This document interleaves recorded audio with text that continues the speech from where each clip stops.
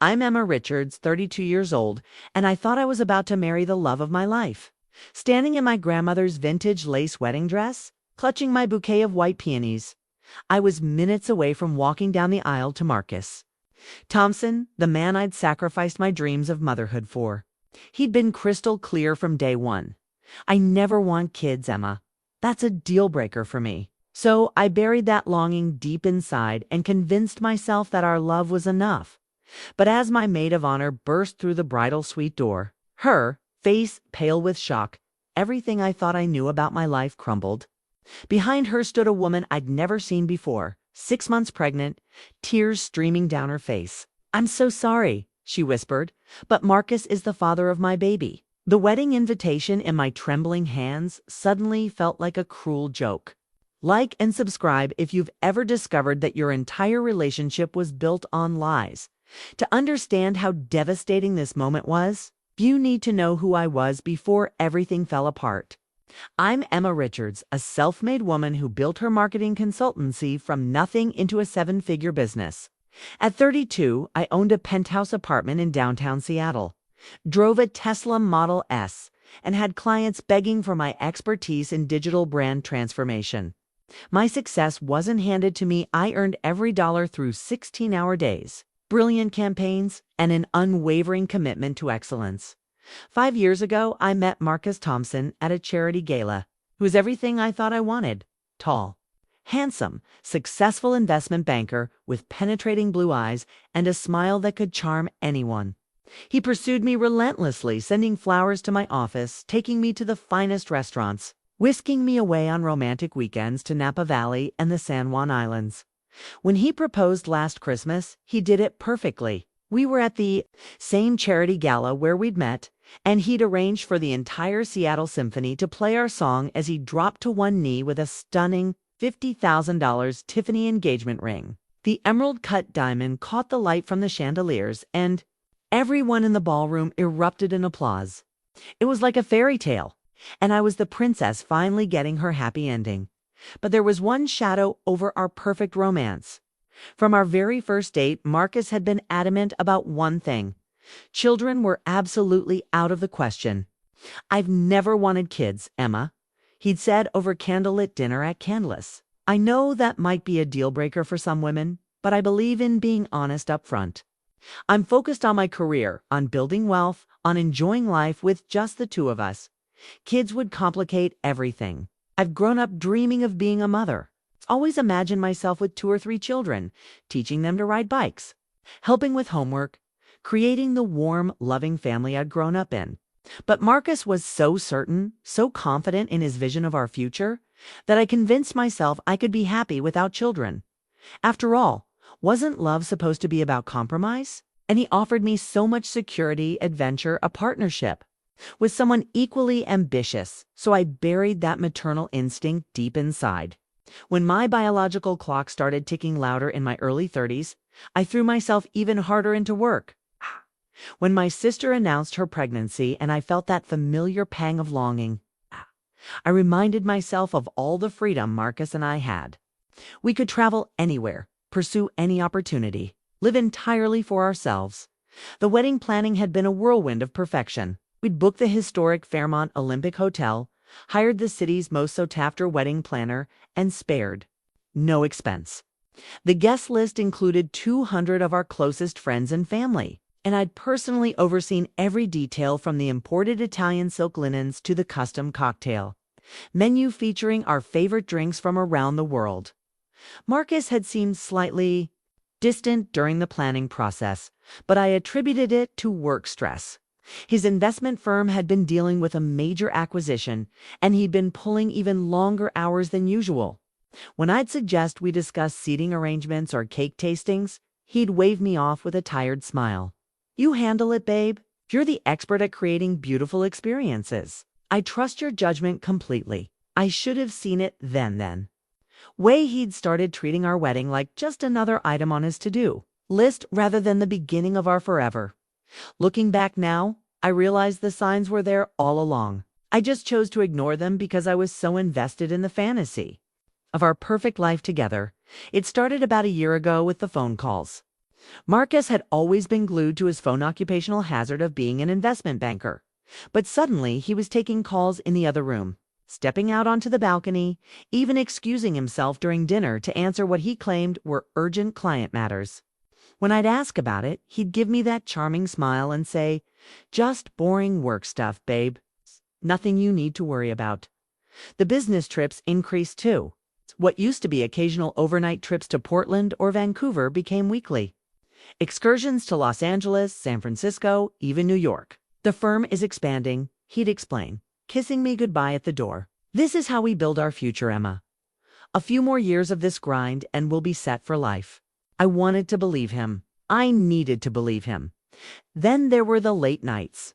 Marcus had always worked long hours, but suddenly he wasn't coming home until 10 or 11 p.m., sometimes later. When I'd suggest meeting him for dinner near his office, he'd claim he was eating with clients or colleagues.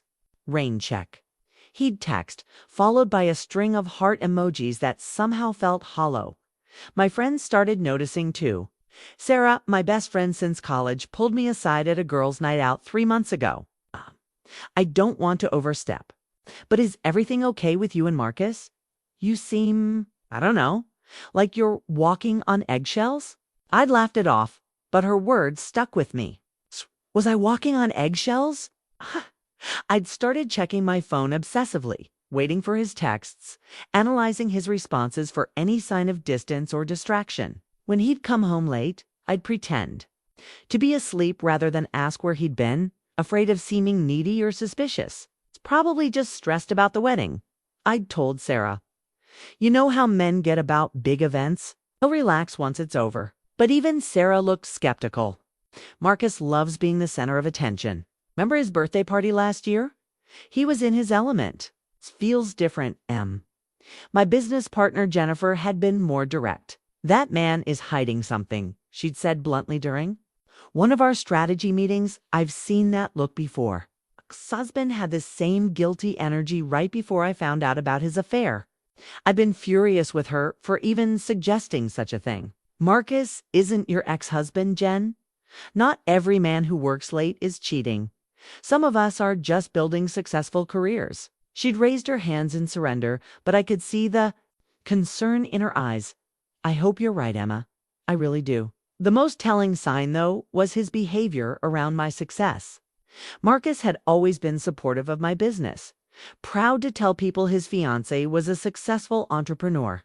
But lately, whenever I'd share good news, a new client, successful campaign, a revenue milestone, his congratulations felt forced, a smile not quite reaching his eyes when I'd landed the Microsoft contract, worth $2.3 million over 2 years. He'd barely looked up from his laptop. "That's great, babe," he'd said absently. "Really great." It was such a stark contrast to the man who'd once surprised me with champagne and roses when I'd hit my first million in annual revenue. That Marcus had been genuinely excited about my achievements had made me feel like we were a team conquering the world together. This new Marcus felt like a stranger wearing my fiancé's face. The phone records were the smoking gun I didn't know I was looking for. When the wedding planner needed to coordinate with both of us about the rehearsal dinner, she'd accidentally sent me a screenshot of her messages with Marcus. In the background, I could see a text thread with someone named S that went back months. The messages were too small to read, but the frequency was damning dozens of texts every day, often late at night or early in the morning. When I'd asked him about it, he'd been ready with an explanation. "Oh, that's Sophie from the Portland office. She's been helping me with the Henderson account." You know how complicated those West Coast deals can be? But something about the way he said it, the slight flush in his cheeks, the way he immediately changed the subject, made my stomach clench with unease. I should have trusted my instincts. I should have dug deeper, asked harder questions, demanded to see his phone. Instead, I pushed down my doubts and threw myself into wedding planning with renewed intensity, as if the perfect ceremony could somehow fix whatever was slowly cracking. In our relationship, the irony wasn't lost on me that while I was building a business empire, creating marketing campaigns that could make or break companies, I was completely blind to the deception happening in my own home. I was so good at reading people, at understanding what motivated them, at crafting messages that resonated with their deepest desires and fears. But when it came to the man I loved, I'd chosen to see only what I wanted to see. That willful blindness was about to cost me everything. The morning of what I thought would be the happiest day of my life started at 5:30 a.m. in the presidential suite of the Fairmont Olympic Hotel. I'd slept surprisingly well, probably because I'd been so exhausted from the final wedding preparations that my body simply shut down the moment my head hit the pillow. I woke up to the sound of my phone buzzing with messages from the wedding planner, the florist, and my hair and makeup team. Everything was proceeding according to our meticulously planned schedule. The weather was perfect, clear, skies in 72 degrees. Exactly what I'd dreamed of for our garden ceremony. My wedding dress hung on a custom padded hanger near the window, catching the morning light. It was my grandmother's vintage 1952 gown, altered to fit my figure perfectly. The Belgian lace was still pristine after all these years, and the seed pearl details caught the light like tiny stars. Wearing it made me feel connected to the generations of strong women in my family who had worn it before me. My grandmother had worn it when she married my grandfather after he returned from Korea. My mother had worn it in 1968, and now it was my turn to carry on the tradition. The symbolism felt perfect. This dress represented lasting love, commitment through adversity, the kind of marriage that weathers every storm. That's what I thought Marcus and I were building together. Sarah arrived at 7 a.m. with coffee and pastries from my favorite bakery. Along with my other bridesmaids, my sister Jessica, my college roommate Kate, Kay, and Marcus's sister Amy. The suite filled with laughter and excited chatter as we began the transformation process. The hair and makeup team worked their magic while we sipped mimosas and played our favorite Getting Ready playlist. "You're glowing, Em," Jessica said, squeezing my hand as the makeup artist applied my foundation. "Never seen you look so happy and relaxed." And it was true. Despite all the stress of the past few months, despite the nagging doubts I'd been pushing aside, I felt genuinely peaceful that morning. This was it, the day I'd been planning for over a year. The day that would officially make Marcus and me a family. Whatever issues we'd been having would fade away once we set our vows and committed to facing life together. The florist arrived at 9 a.m. with my bouquet of white peonies, garden roses, and eucalyptus, exactly as I'd envisioned. The scent was intoxicating, and I held the flowers close to my face, breathing in their perfume. This was really happening. In a few hours, I would walk down the aisle to marry the man I loved. By 11 a.m., the photographer was capturing our getting ready moments. The pictures would be beautiful 5 women in silk robes, laughing over champagne, the bride radiant with happiness. I made a mental note to order extra prints for everyone. These were the moments I wanted to remember forever. But even in the midst of all this joy, something felt off. Marcus was supposed to stop by the bridal suite at noon to exchange gifts, a tradition we'd established after seeing it at a friend's wedding. We'd each chosen something meaningful to give each other before the ceremony. A private moment before the public celebration. Noon came and went. Then 12:15. Then 12:30. I called his cell phone, but it went straight to voicemail. "Hey, it's me. Wondering where you are. We're supposed to exchange gifts, remember? Call me back." Amy, his sister, looked concerned. "That's weird. Is usually super punctual, especially for important stuff." "He's probably just caught up with the groomsmen," I said, trying to sound casual. You know how guys get when they're all together. Time just disappears. But inside, that familiar knot of anxiety was forming in my stomach. This was our wedding day. Nothing should be more important than being where he said he'd be when he said he'd be there. Sarah suggested we call the groom's suite, but no one answered. The wedding planner radioed the hotel staff to check on the men, but they reported that the groomsmen had left the hotel around 11 a.m. for lunch and hadn't returned yet. "It's fine," I kept saying, even as the clock ticked toward 1 p.m. and my anxiety mounted. "They'll be back soon." Men have no concept of time when they're together. The photographer captured my growing concern in a series of candid shots, me checking my phone, looking toward the door, the slight tension in my shoulders despite my forced smile. Later, I would see these photos and recognize the exact moment when my perfect day started to unravel. By 1:30 p.m., the wedding planner was making calls. The ceremony was scheduled for 3 p.m., and we still had hair and makeup to finish, final dress, adjustments to make, and photos to take. Most importantly, I needed to see Marcus to exchange our gifts, to have that quiet moment together before we became husband and wife. "I'm sure everything is fine," the wedding planner said in her practiced, soothing voice. "Grooms sometimes get a case of pre-wedding jitters and need a little extra time with their friends. It's completely normal." But nothing about this felt normal. Marcus wasn't the type to disappear without explanation, especially not today. He was responsible, reliable, always where he said he would be. In 5 years together, he'd never stood me up, never left me wondering where he was as I sat in the ornate chair, watching the makeup artist add the final touches to my look. I couldn't shake the feeling that something was terribly wrong. The dress that had felt so meaningful an hour ago now seemed to weigh 1,000 pounds. The flowers in my bouquet, once so fragrant and beautiful, now seemed to mock me with their perfection. Little did I know that in just a few minutes, my entire world would shatter, and this dress, this symbol of lasting love and family tradition, what? Become a reminder of the worst day of my life at 2:15 p.m., 45 minutes before my ceremony was supposed to begin. Sarah burst through the bridal suite door with a look of absolute panic on her face. Her cheeks were flushed, her hands were shaking, and she looked like she'd seen a ghost.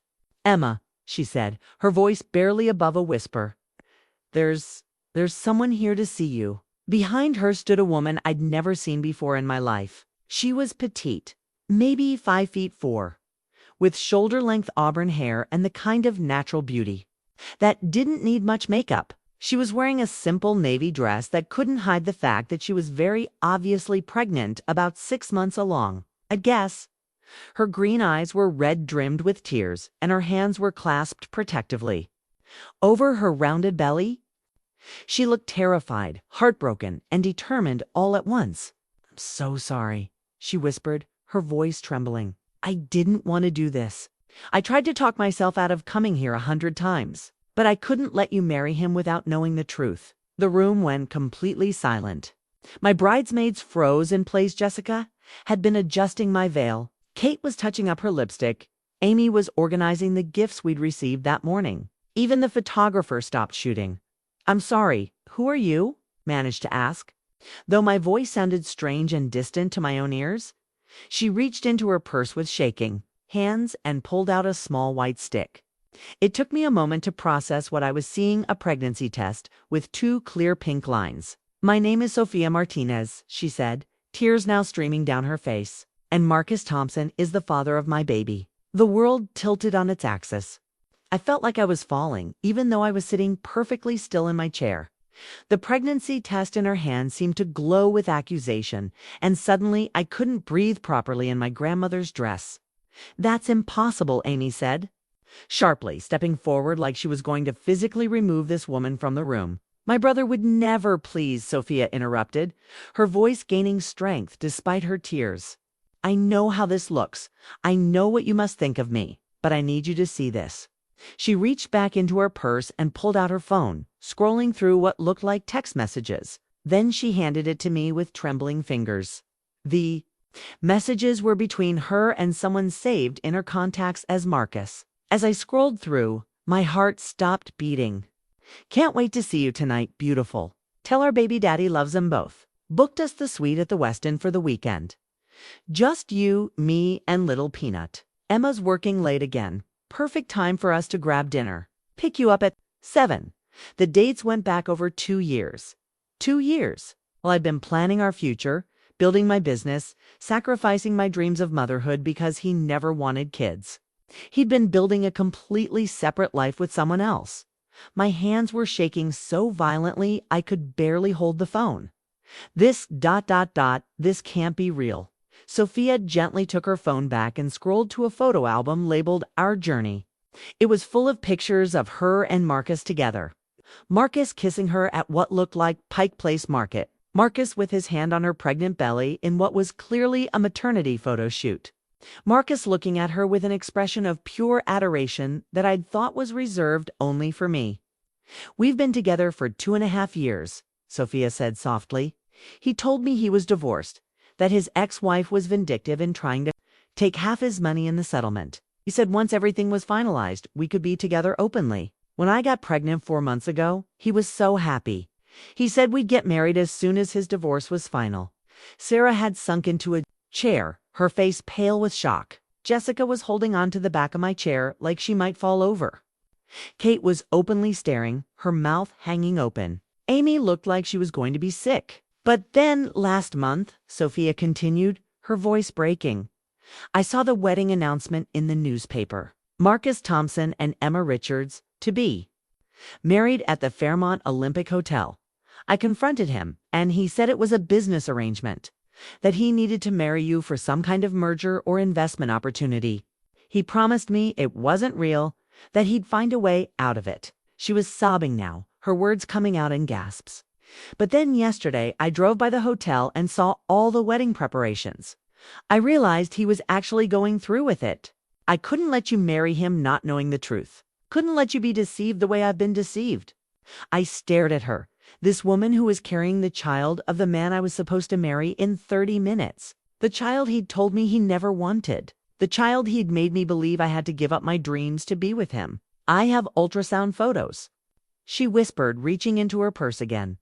"From last week, he was there, holding my hand, crying when we found out we're having a girl."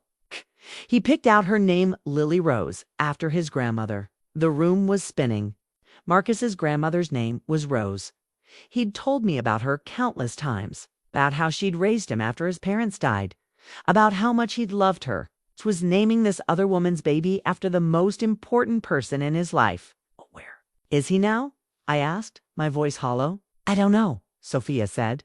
"When I told him I was coming here, he begged me not to. He said it would ruin everything, that he'd figure out a way to make things right for all of us. But I couldn't stand by and watch him destroy your life the way he's destroyed mine." Amy was crying now too. "I'm so sorry, Emma. I had no idea. If I'd known, I would have told you immediately. This isn't the brother I know. This isn't the man who raised me after our parents died." But as I sat there in my grandmother's wedding dress, holding the fragments of my shattered life, I realized this was exactly the man Marcus was. This was who he'd always been, someone capable of living a double life, of lying to everyone he claimed to love, of putting his own desires above everyone else's well-being. The pregnancy test on the side table seemed to mock me with its certainty. 2 pink lines that proved everything I thought I knew about my life was a lie. I stood up from the chair, my legs somehow steady despite the earthquake happening inside my chest. The wedding dress, which had felt like a symbol of love and tradition just an hour ago, now felt like a costume for a play I no longer wanted to perform in. "Where is he?" I asked again, my voice stronger this time. "Emma, maybe you should sit down," Sarah said gently. "You're in shock. We need to. Where's Marcus?" I interrupted, looking directly at Sophia. "I don't know," she said, wiping her eyes. "He left my apartment this morning around 10. He said he had to get ready for the wedding, that he'd call me afterward to figure out what to do." The wedding planner chose that moment to knock on the door. "Ladies, we need to start moving toward the ceremony space. The guests are all seated," and she stopped mid-sentence when she saw the scene in front of her. "Is everything all right?" "Fine." "Marcus," I said, surprised by the ice in my own voice. "Right now?"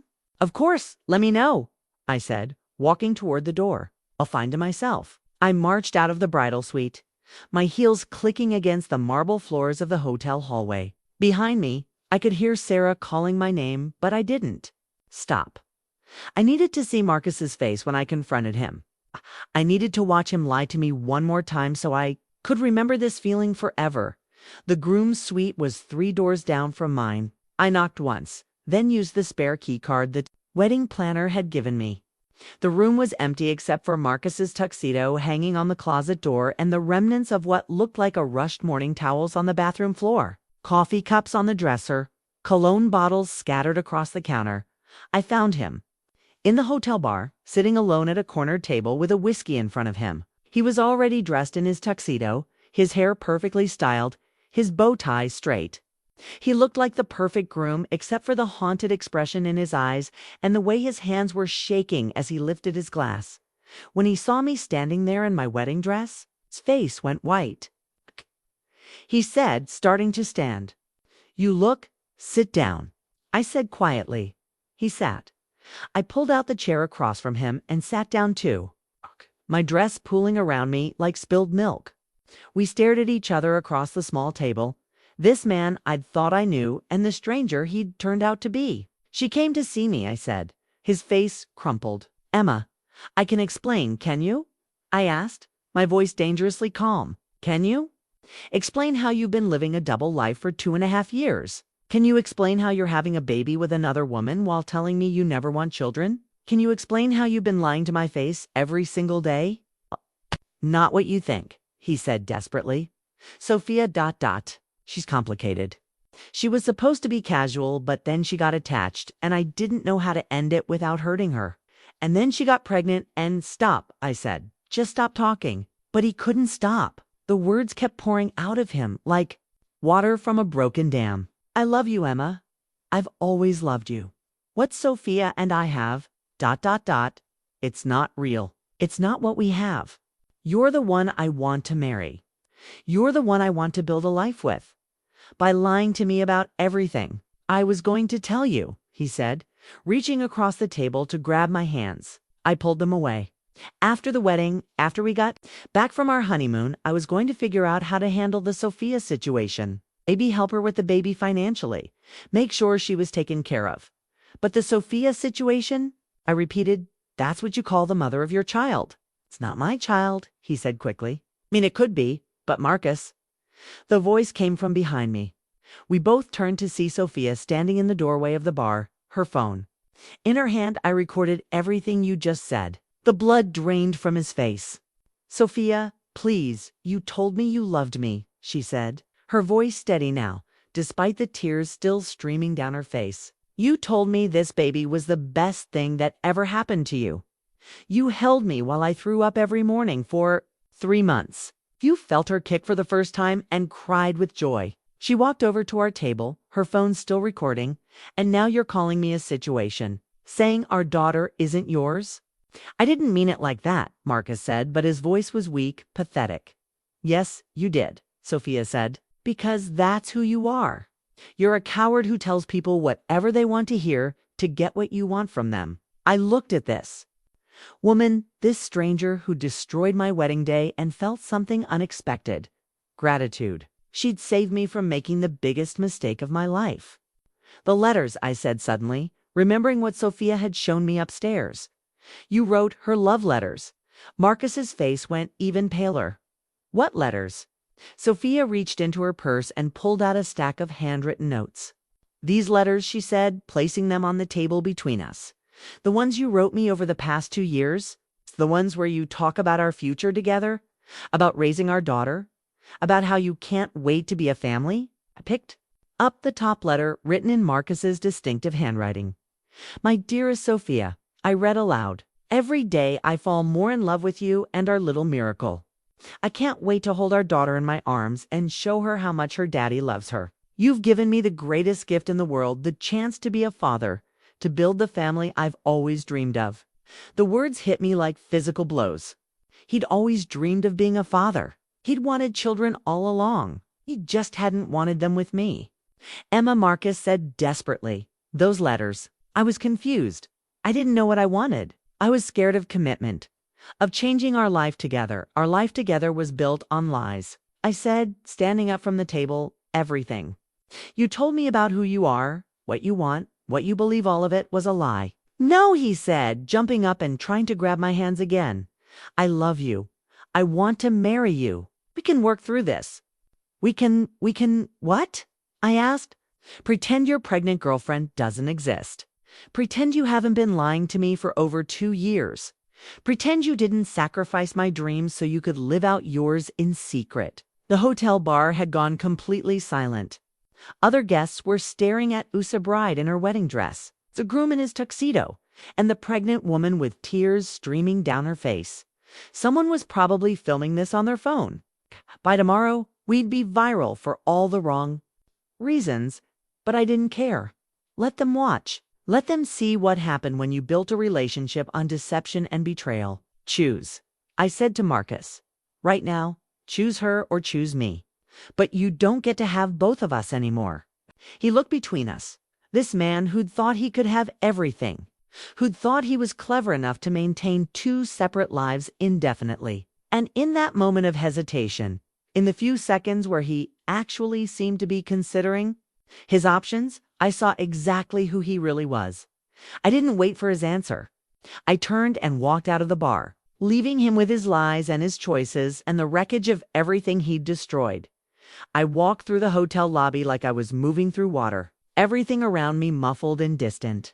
Guests were staring, some with curiosity, others with the horrified fascination people have when witnessing someone else's disaster. I could hear whispers following in my wake, but I kept my head high and my pace steady.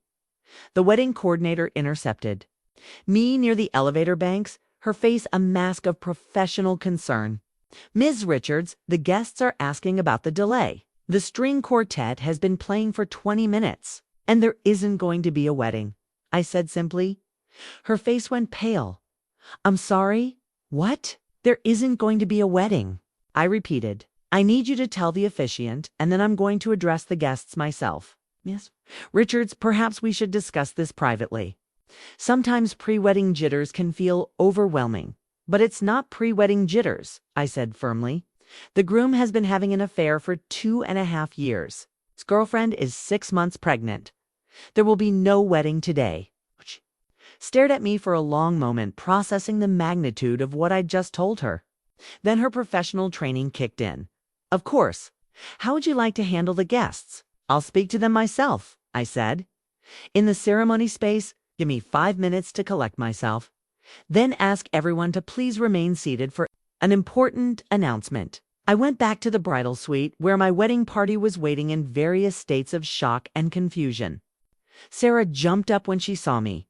Emma, what happened? We heard shouting from downstairs. I'm going to tell our guests that there won't be a wedding today, I said, looking around the room at these women who'd supported me, who'd taken time out of their lives to celebrate what they thought was going to be the happiest day of my life. Oh, honey, Jessica said, tears in her eyes. I'm so sorry. Don't be sorry, I said, straightening my veil in the mirror. Be angry. I'm about to be. I walked through the hotel corridors one more time, but this time I wasn't the broken bride fleeing from her shattered dreams. I was Emma Richards, successful businesswoman, and I was about to handle this situation the way I handled everything else in my life, with grace, dignity, and absolute clarity. The ceremony space was beautiful. Our wedding planner had outdone herself. White roses and peonies everywhere, candles flickering in glass hurricanes, ribbon-draped chairs filled with 200 of our closest friends and family members. The string quartet was playing Pachelbel's Canon, the same piece I'd planned to walk down the aisle to in about 10 minutes. I could see the confusion on people's faces as I appeared at the back of the aisle alone. No processional music, no bridesmaids preceding me, no Marcus waiting at the altar.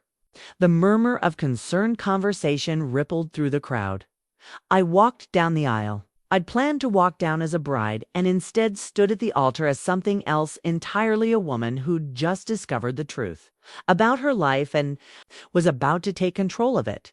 Good afternoon, everyone, I said, my voice carrying clearly through the space. Thank you all for being here today. Your presence means more to me than you know. The crowd was completely silent now, sensing that something was very wrong. I asked you all here today to witness Marcus and me begin our life together as husband and wife. Unfortunately, that ceremony cannot take place. Gasps and murmurs rose from the audience. I could see my parents in the front row, their faces stricken with concern and confusion. Marcus's parents were there too, looking bewildered. About an hour ago, I learned that Marcus has been having an affair for the past 2.5 years. His girlfriend is 6 months pregnant with his child. The gasps turned into audible shock. Someone in the back actually said, "Oh my God," loud enough for everyone to hear.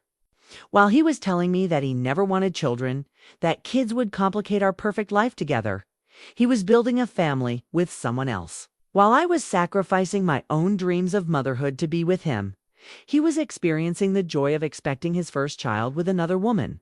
I could see people looking around trying to locate Marcus, but he was nowhere to be seen. Probably still in the bar, trying to decide which lie to tell next. I want you all to know that this decision to cancel the wedding is entirely mine. I will not marry a man who has spent years lying to me about who he is and what he wants. K. I will not commit my life to someone who thinks love is about deception rather than honesty. My voice was getting stronger with each word. The anger I'd been suppressing was turning into something more powerful: determination. I also want to thank you for being here today, because your presence reminds me of something important. I am surrounded by people who love me, who support me, who want to see me happy and fulfilled. That support system is worth more than any marriage built on lies. I could see people starting to cry not tears of joy, but tears of sympathy and admiration. My Aunt Helen was dabbing her eyes with a tissue. Okay. My college professor, Dr. Williams, was shaking his head in what looked like respect rather than pity. The vendors have been paid, the reception is prepared, and you've all taken time out of your lives to be here. So please, stay and celebrate with me. Not a wedding, but something perhaps more important: my freedom to choose a life built on truth rather than deception. I paused, looking out at these faces that had been ready to witness my wedding and were instead witnessing my liberation. Marcus's family, I want you to know that I don't blame you for his choices. Amy, you've been like a sister to me, and I hope we can remain friends despite everything. Mr. and Mrs. Thompson, you raised him to be better than this, and I'm sorry that he chose to disappoint all of us. Marcus's mother was crying openly now. His father looked like he wanted to disappear into the floor. To everyone else, thank you for reminding me today that I deserve better. I deserve honesty, loyalty, and a partner who sees me as enough, just as I am. Today didn't turn out the way any of us expected, but it turned out exactly the way it needed to. I started to walk back down the aisle, but stopped halfway and turned around one more time. Oh, and if anyone needs me, I'll be at the reception. We have an amazing band, incredible food, and a fully stocked bar. Let's not let Marcus's poor choices ruin a perfectly good party. As I walked out of the ceremony space, the silence broke into applause. Not the polite, expected applause of a wedding ceremony, but the spontaneous, supportive applause of people who just witnessed someone choose herself over settling for less than she deserved. The wedding program in my hand, with its elegant script and carefully chosen Bible verses about love and commitment, felt like a relic from another lifetime. But I didn't throw it away, folded it carefully, and slipped it into my bouquet. Someday, I thought, I might want to remember this moment, not as the day my wedding was ruined, but as the day I chose truth over comfort, dignity over denial. Back in the bridal suite, I sat down at the elegant writing desk and did what I always did when my world turned upside down. I made a list, but this wasn't a to-do list for wedding planning or business strategy. This was a financial inventory of exactly how much Marcus's betrayal was going to cost me. Sarah brought me a glass of water and my laptop bag. What do you need, Em? I need to see the damage, I said, opening my laptop and pulling up our shared bank accounts. I need to know exactly how much of my money he's been spending on his other life. What I found made my stomach drop to the floor: our joint checking account, which should have had about $45,000 in it from our combined contributions for wedding expenses and shared bills, had only $3,200. Over the past 6 months, there had been regular withdrawals of $2,000 to $3,000. It's all marked as cash withdrawals from ATMs near Marcus's office. But that was just the beginning. I told up our joint savings account, the one we'd been building for our honeymoon and future house down payment. It should have had $180,000. Instead, it's had $32,000. The missing money had been transferred out in chunks over the past 18 months, all with Marcus's electronic signature. That bastard, Jessica said, looking over my shoulder at the screen. Where did all that money go?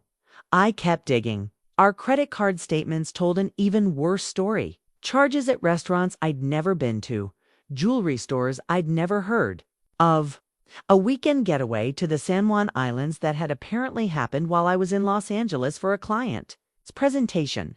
But the most damning piece of evidence was a recurring monthly charge for $2,800 to something called Metropolitan Property Management. I Googled the company and found it was a luxury apartment rental agency in Bellevue. He rented her an apartment, I said, my voice hollow. He's been paying for Sophia's apartment for over a year. With our money. I called the property management company, identifying myself as Marcus Thompson's fiancé and saying I needed to verify some financial information for our mortgage application. The helpful representative confirmed that Mr. Thompson had indeed been paying for a one-bedroom luxury apartment in their Harborview complex since March of last year. The lease was in Sofia Martinez's name, but Marcus was listed as the financial guarantor. The rent is $2,800 per month, the woman said cheerfully. Mr. Thompson has been such a reliable tenant, always pays on time. $2,800 a month for over a year. That was nearly $37,000 of my money that had gone to housing his pregnant girlfriend. I hung up and immediately called our financial advisor, David Chen. Emma, congratulations. I assume you're calling from your honeymoon, David. I need you to freeze every joint account I have with Marcus Thompson, effective immediately. There was a pause. Is everything all right? No, everything is not all right. The wedding is off, and I've just discovered that Marcus has been embezzling from our joint accounts to fund an affair. I need emergency financial protection, and I need it now. To his credit, David didn't ask for details. I'll make the calls immediately. Can you get to a computer to do electronic signatures for the account changes? I'm on my computer now. Perfect. I'm sending you documents to remove Marcus's access to all jointly held accounts. We'll also need to discuss the investment portfolio and any shared assets. While I waited for the documents, I kept investigating Marcus's personal credit cards, which I'd never had access to, but could see the balances of through our joint credit monitoring service. It's told their own story. He'd racked up over $85,000 in personal debt over the past 2 years dead. I'd known nothing about DAT charges for baby furniture, maternity clothes, prenatal appointments, a $12,000 charge to something called Baby's First Everything just last month. He'd been furnishing a nursery while telling me he never wanted children. But the piece of evidence that made me physically sick was a charge from Tiffany & Co. for $8,500. Dated just 3 weeks ago. 3 weeks ago when I'd been addressing wedding invitations and confirming final head counts. I called Tiffany and, using the confirmation number from the credit card statement, managed to get information about the purchase. It was an engagement ring. A 1-carat solitaire in a platinum setting engraved with SM Forever. Yours, MT. He'd bought Sophia an engagement ring, all married to me in everything but the legal sense. While I'd been planning our wedding, he'd been planning to propose to his pregnant girlfriend. The documents from David arrived in my email, and I signed them with shaking fingers. Marcus Thompson was now officially cut off from every bank account, investment fund, and line of credit that had my name on it. My phone rang. It was Marcus. Emma, we need to talk. Can explain everything? Can you explain the $180,000 you stole from our savings account? I asked. Silence. Can you explain the apartment you've been renting for Sophia with my money? Can you explain the engagement ring you bought her 3 weeks ago? How did you? I'm not an idiot, Marcus. I built a multi-million-dollar business from nothing. Did you really think I wouldn't figure out how to trace financial transactions? Emma, please, let me come up and talk to you face to face. Can make this right. Can make this right by transferring back every penny you stole from me. Okay? You can make this right by taking responsibility for the child you created instead of calling her a situation. But you can't make this right between us, because there is no more us. I hung up and immediately called my lawyer, Patricia Vance. Patricia, it's Emma Richards. I need to see you first thing Monday morning. I'm not getting married today, and I need to protect myself financially from my ex-fiancée Emma. I'm so sorry what happened. He's been having an affair for 2.5 years and embezzling from our joint accounts to support his pregnant girlfriend. I need to know what legal recourse I have. Bring every financial document you can find, Patricia said immediately. Bank statements, credit card bills, investment records, everything. He's been misappropriating funds. We may be able to pursue both civil and criminal charges. I spent the next hour printing out bank statements, credit card records, and investment reports. The full scope of Marcus's deception was breathtaking. Not only had he stolen from me financially, but he'd been planning to continue the deception indefinitely. The engagement ring for Sophia suggested he'd intended to live as a married man with a wife and a separately engaged girlfriend with their child. The wedding gifts were still piled on the table in the corner of the sweet crystal. Vases, silverware, checks from relatives, gift cards to our favorite restaurants. All of it felt tainted now, like evidence from someone else's life. But then I found something that made me smile for the first time in hours. The prenuptial agreement we'd signed 6 months ago at my insistence. Marcus had fought it, claiming it showed I didn't trust him completely. But my business attorney had insisted. And now I understood why. Every asset I'd brought into the relationship, my business, my condo, my investment portfolio, was completely protected. Marcus would walk away from this with exactly what he'd brought in: his job, his car, and his personal debt. The $80,000 wedding, paid for primarily with my money, was a loss I'd have to absorb. But everything else, my business, my financial future, my independence, was mine to keep. Looking at the prenup in my hands, I realized it wasn't just a legal document. It was proof that somewhere deep in my subconscious I'd never fully trusted Marcus Thompson. Some part of me had always known this day might come. The joint bank statement spread across the hotel room desk told the story of 2.5 years of systematic deception and theft. But they also told another story, a story of a woman who'd been smart enough to protect herself even when she didn't know she needed protection. By evening, word of what had happened had spread through both families like wildfire. The reception, which I'd insisted should go on despite everything, was in full swing downstairs. But the mood was somber despite the excellent food and open bar. I was finally out of my wedding dress, having changed into a simple black cocktail dress I'd packed for the rehearsal dinner. It felt symbolic somehow, rating white for black, wedding attire for morning clothes. My parents found me on the hotel balcony, looking out over Elliott Bay. The sunset was spectacular, orange and pink clouds reflected in the water. Sailboats dotting the horizon. It should have been the perfect backdrop for wedding photos. "Sweetheart," my mother said softly, wrapping her arms around me from behind. "I'm so proud of how you handled today." "I should have seen it coming," I said, leaning back against her familiar warmth.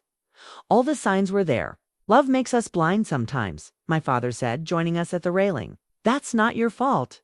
It's fault for taking advantage of your trust." My dad had always been a man of few words, but when he spoke, it carried weight. He'd built his own business from nothing, a small construction company that had grown into one of the most respected general contractors in the Pacific Northwest. He understood hard work, integrity, and what it meant to build something meaningful. "Do you need from us?" he asked simply. "Nothing," I said. "I can handle this." "I know you can," he said, "but that doesn't mean you should have to handle it alone." Before I could respond, Amy Thompson appeared in the doorway to the balcony. Marcus's sister looked devastated, her eyes red from crying, her bridesmaid dress wrinkled from the day's chaos. "Emma," she said hesitantly, "can I talk to you?" My parents exchanged a look. "We'll give you some privacy," my mother said, squeezing my hand before they went back inside. Amy walked over to the railing, keeping some distance between us. "I don't know what to say. I'm so ashamed of my brother right now I can barely think straight." "You didn't know," I said. "None of this is your fault." "But I should have known," she said, echoing my own thoughts. "I should have seen the signs. Marcus and I have always been close. We had to be after our parents died. I helped raise him from the time he was 12. I taught him about treating women with respect, about honesty, about taking responsibility for your actions." She was crying again. "I feel like I failed, like I didn't teach him well enough." "Amy, your brother is 35 years old. His choices are his own. My parents want to talk to you," she said. "They're downstairs and they're mortified. I keep saying they don't understand how they've raised someone capable of this. I wasn't sure I was ready to face Marcus's parents. What do you say to people whose son has just destroyed your life? How do you comfort them when you're the one who's been wronged? But 20 minutes later, I found myself sitting across from Robert and Linda Thompson in a quiet corner of the hotel lobby. They looked like they'd aged 10 years in the past few hours. "Emma," Linda said, her voice shaky, "we are so sorry. So deeply, profoundly sorry for what Marcus has done to you." "We raised him better than this," Robert added, his hands clenched into fists on his knees. "After his biological parents died in that car accident, we tried to give him every advantage. Every opportunity to become a good man." "You did," I said. "You raised Amy, and she's wonderful. Marcus's choices are his own. But we want to make this right somehow," Linda said. "The money he stole from UL helped pay it back. We'll mortgage the house if we have to." I was touched by the offer, but also horrified. "Linda, absolutely not. This isn't your debt to pay. He's our son," Robert said firmly. "When your child hurts someone, you take responsibility." The family photo from last Christmas was still in my purse, a picture of all of us at the Thompsons' house, laughing. Around their Christmas tree, Marcus had his arm around me, looking genuinely happy. Amy was making bunny ears behind her father's head. Linda was holding a plate of homemade cookies. It had felt like such a perfect moment of family togetherness. Now, looking at that photo, I realized it was just another lie. Even in that moment, Marcus had been living his double life, probably texting Sophia while I was opening presents with his family. "I need to ask you something," I said to Robert and Linda, "and I need you to be completely honest with me." "Did you ever suspect anything? Were there any signs that Marcus was living a double life?" They looked at each other, one of those long married couple conversations happening in a single glance. "There were some things," Linda admitted finally. "Phone calls he'd taken another room when he was visiting. Times when he'd say he was working, but his office said he wasn't there. But we thought maybe he was planning to propose to you, or maybe he was dealing with some kind of work stress." "Last Christmas," Robert said slowly, "he got a text message during dinner that made him go completely white. He said it was work, but it was Christmas Day. What kind of work emergency happens on Christmas?" "We should have asked more questions," Linda said. "We should have pushed harder when things didn't add up." I realized that Marcus hadn't just betrayed me, he'd betrayed his entire family. He'd made them unknowing accomplices in his deception, forced them to lie for him without even knowing they were doing it. But then Linda said something that stopped me cold. "Emma, I have to ask, what are you going to do about that poor girl?" "Sophia, what do you mean?" "She's carrying our grandchild," Linda said softly. "Regardless of what Marcus has done, regardless of how angry we are at him, that baby is going to be our family. And that girl is going to need support." I stared at her. This woman who'd just learned that her son had been living a double life, who'd just watched him destroy what she thought was going to be a happy marriage, and whose first concern was for the welfare of the woman he'd cheated with. "You're remarkable," I said finally. "No," she said, "I'm just a grandmother who wants to do right by her grandchild." "Marcus won't even acknowledge that the baby is his," I told them. "When I confronted him today, he tried to claim it might not be his child." Robert's face darkened. "That's not the man we raised." "No," I agreed. "It's not." Amy leaned forward. "Emma, I know this is going to sound crazy, but I want to stay in touch with you. Not because of Marcus, but because you've been like a sister to me for 5 years. I don't want to lose that friendship because my brother is an idiot." I looked at this family that should have been my family. These people who'd welcomed me with open arms and were now dealing with their own betrayal and disappointment. They were good people caught in the wake of Marcus's selfishness. "I'd like that too," I said to Amy. "And Linda, Robert, if you want to be involved in your grandchild's life, I think Sophia would appreciate that. She's going to need all the support she can get." We sat there for a while longer, for people trying to figure out how to rebuild relationships in the aftermath of one person's devastating choices. The family photo in my purse was from a different life, but maybe, just maybe, some of the love in it could survive in a new form. When I finally went back upstairs, I found a text message from Marcus. "My family doesn't understand. They're taking your side against me. This is all spiraling out of control. I deleted the message without responding. Some things didn't deserve an answer. The next morning, I woke up in the hotel room that should have been my honeymoon suite, surrounded by wilted wedding flowers and the detritus of the previous day's disaster. My phone had 17 missed calls from Marcus and 43 text messages that I deleted without reading. But there was one message that caught my attention. It was from Sophia Martinez. "Emma, I know you have every reason to hate me, but I wonder if we could talk. There are things about Marcus that you need to know. Things that might help both of us figure out how to move forward. I'm staying at the Marriott downtown if you're willing to meet." I stared at the message for a long time. Part of me wanted nothing to do with this woman who'd been sleeping with my fiancé for 2.5 years. But a bigger part of me was curious about what else Marcus had been hiding and what other lies he'd told. An hour later, I was sitting across from Sophia Martinez in the Marriott's lobby cafe, both of us drinking decaf coffee and trying to figure out how to start this conversation. She looked exhausted. Her auburn hair was pulled back in a messy ponytail, and she wasn't wearing any makeup. The pregnancy glow that people talk about was nowhere to be seen. She just looked tired and scared and very, very young. "Thank you for coming," she said softly. "I wasn't sure you would." "I'm not sure why I did," I admitted. "But I need to understand." "What happened?" "I need to understand how my entire life could be a lie without me knowing it." She reached into her purse and pulled out her phone, scrolling to a photo album. "I want to show you something," she said, handing me the phone. "This is our relationship from my perspective." The first photo was of her and Marcus at what looked like a wine tasting event. She was laughing at something he'd said, and he was looking at her with complete adoration. The timestamp showed it was from February 2020, 2.5 years ago, just like she'd said. "We met at a networking event for young professionals," she explained. "I was working as a marketing coordinator for a nonprofit, and he was there representing his investment firm. He was so charming, so confident, he asked me out that same night." I scrolled through more photos. Marcus and Sophia at Pike Place Market. Marcus and Sophia hiking in the Cascades. Marcus and Sophia at dinner at restaurants. I recognized restaurants Marcus had taken me to as well. He told me he was recently divorced. Sophia continued. He said his ex-wife had been emotionally abusive, that she'd tried to control every aspect of his life. He said the divorce was messy because she was trying to take half of everything he'd worked for.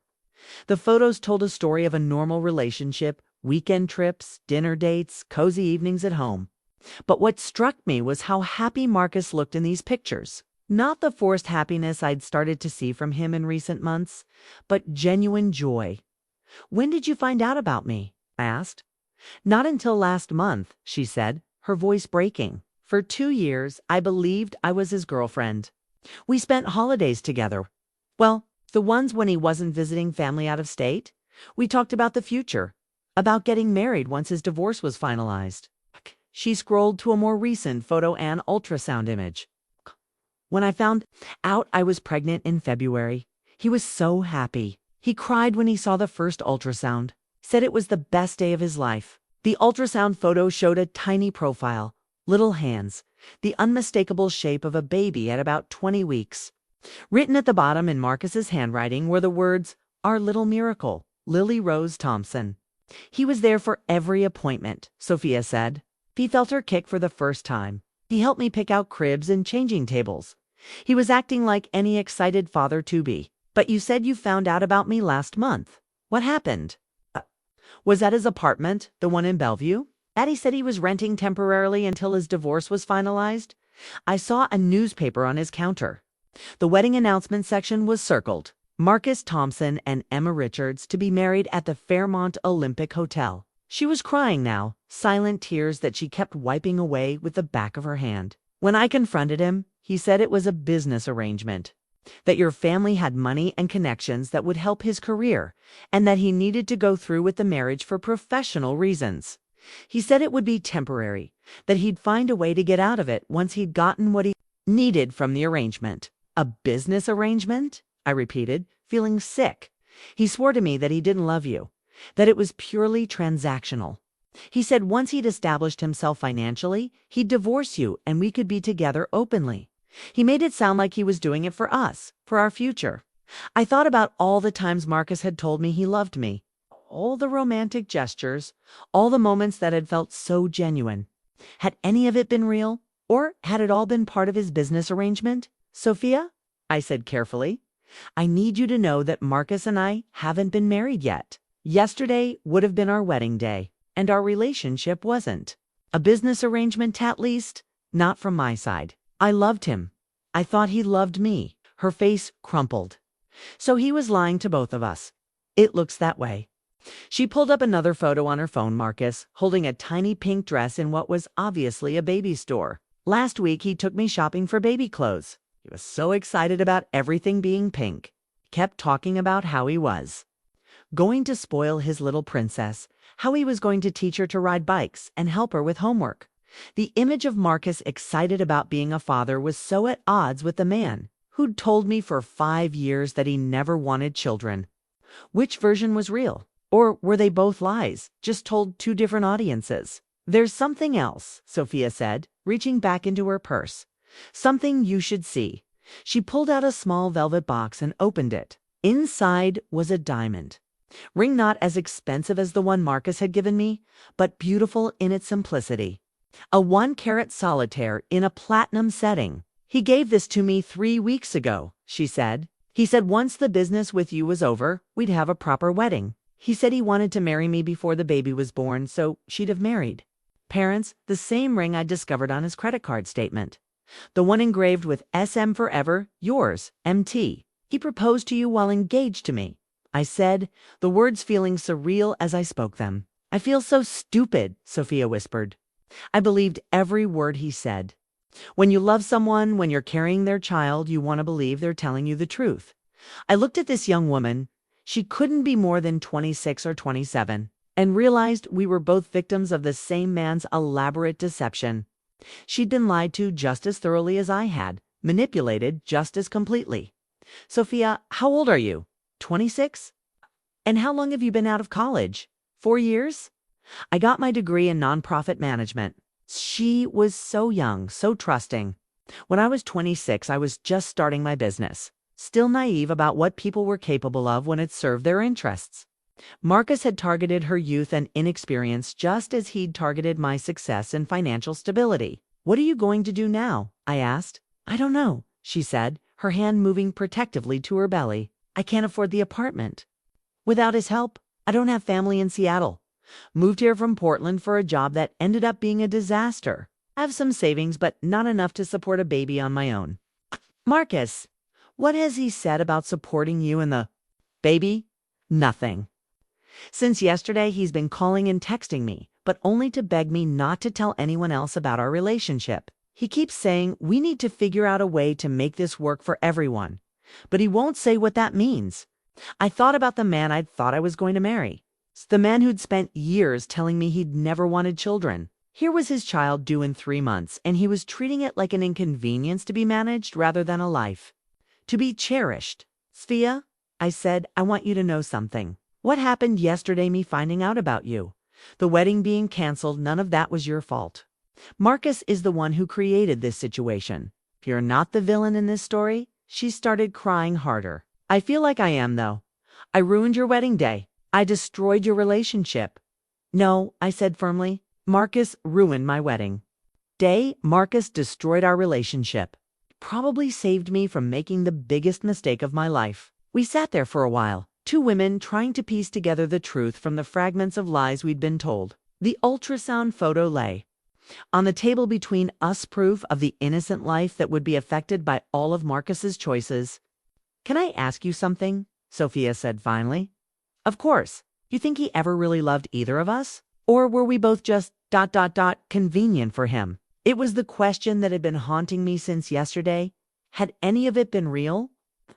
Romantic dinners, the weekend getaways, the quiet moments when he'd told me I was the most important thing in his world.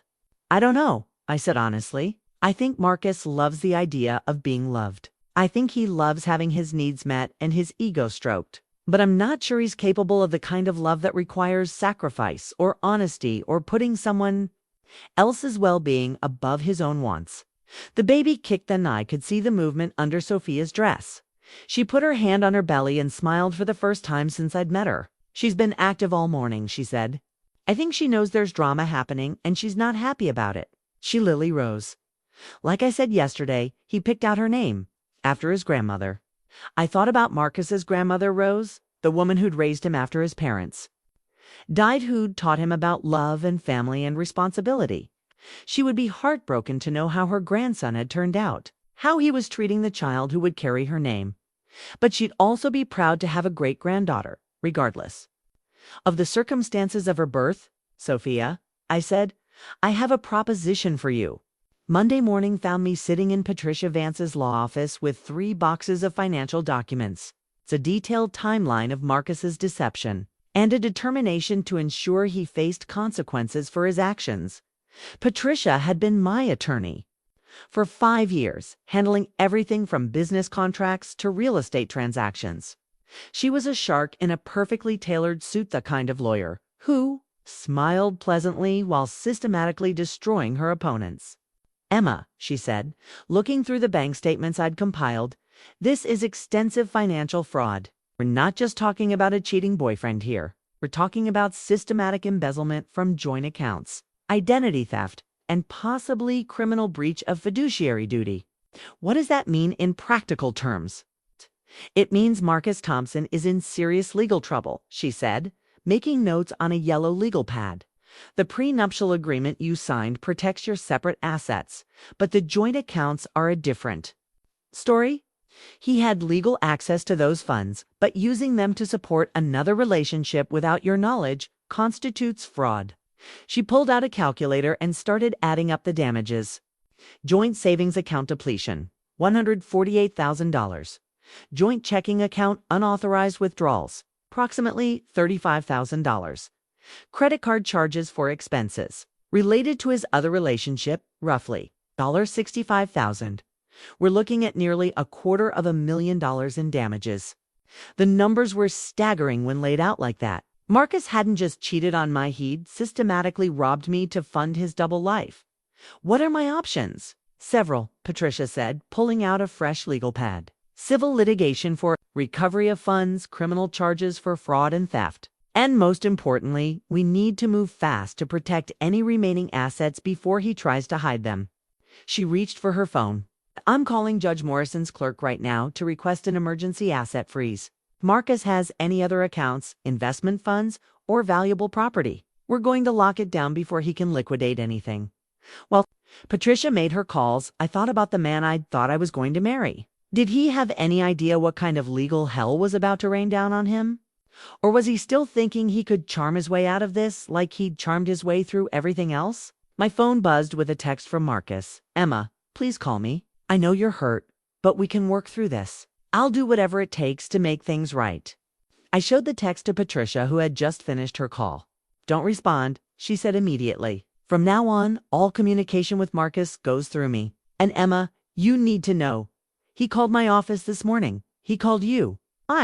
He wants to work out a settlement before things get ugly. He offered to return $50,000 of the money he took if you agree not to pursue legal action. I stared at her. $50,000? Out of nearly $250,000. It gets better, Patricia said dryly. He also wants you to sign a non-disclosure agreement promising not to tell anyone about his affair or the financial improprieties. The audacity was breathtaking. Even now, faced with the consequences of his actions, Marcus was trying to minimize the damage to himself while leaving me to absorb the losses. What did you tell him? I told him to retain his own counsel because he's going to need it. Patricia spent the next hour explaining the legal strategy. We would file civil suits for fraud, breach of fiduciary duty, and conversion of assets. Simultaneously, she would refer the case to the district attorney's office for potential criminal charges. The criminal case will take longer, she explained, but the civil case can move quickly, especially with the asset freeze in place. We'll also be able to subpoena his financial records, which may reveal additional hidden assets or debts. But then she brought up something I hadn't considered. Emma, there's another aspect to this case that we need to discuss. The prenuptial agreement. She pulled out the document we'd signed 6 months ago, the one that had protected my business and personal assets. This agreement specifically states that in the event of infidelity or fraud by either party, the injured party is entitled to additional financial compensation beyond just asset protection. Look at Clause 12. I read the clause she indicated in the event that either party engages in extramarital affairs, financial deception, or other behavior that constitutes breach of the fundamental trust underlying this agreement. The injured parties shall be entitled to compensatory damages equal to 50% of the breaching party's separate assets. I'd forgotten about that clause. It had been Patricia's idea, something she'd insisted on, including despite Marcus's objections at the time. What does that mean exactly? It means we can go after half of everything Marcus owns separately from your joint assets. His investment portfolio, his 401k, his car, any other property he's acquired during your relationship. The prenup gives us legal standing to claim those assets as compensation for his breach of the agreement. Patricia pulled out another file. I did some preliminary research on Marcus's financial situation over the weekend. His investment portfolio with his firm is worth approximately $485,000. His 401k has about $180,000. He owns his car outrighter, BMW, worth about $65,000. Under the prenup, you'd be entitled to half of that, plus recovery of the funds he missed by Wednesday. I'd hired the best private investigator in Seattle, Maria Santos, a former FBI agent who specialized in financial crimes and corporate fraud. If Marcus had been living a double life for 2.5 years, wanted to know exactly how deep his deception went.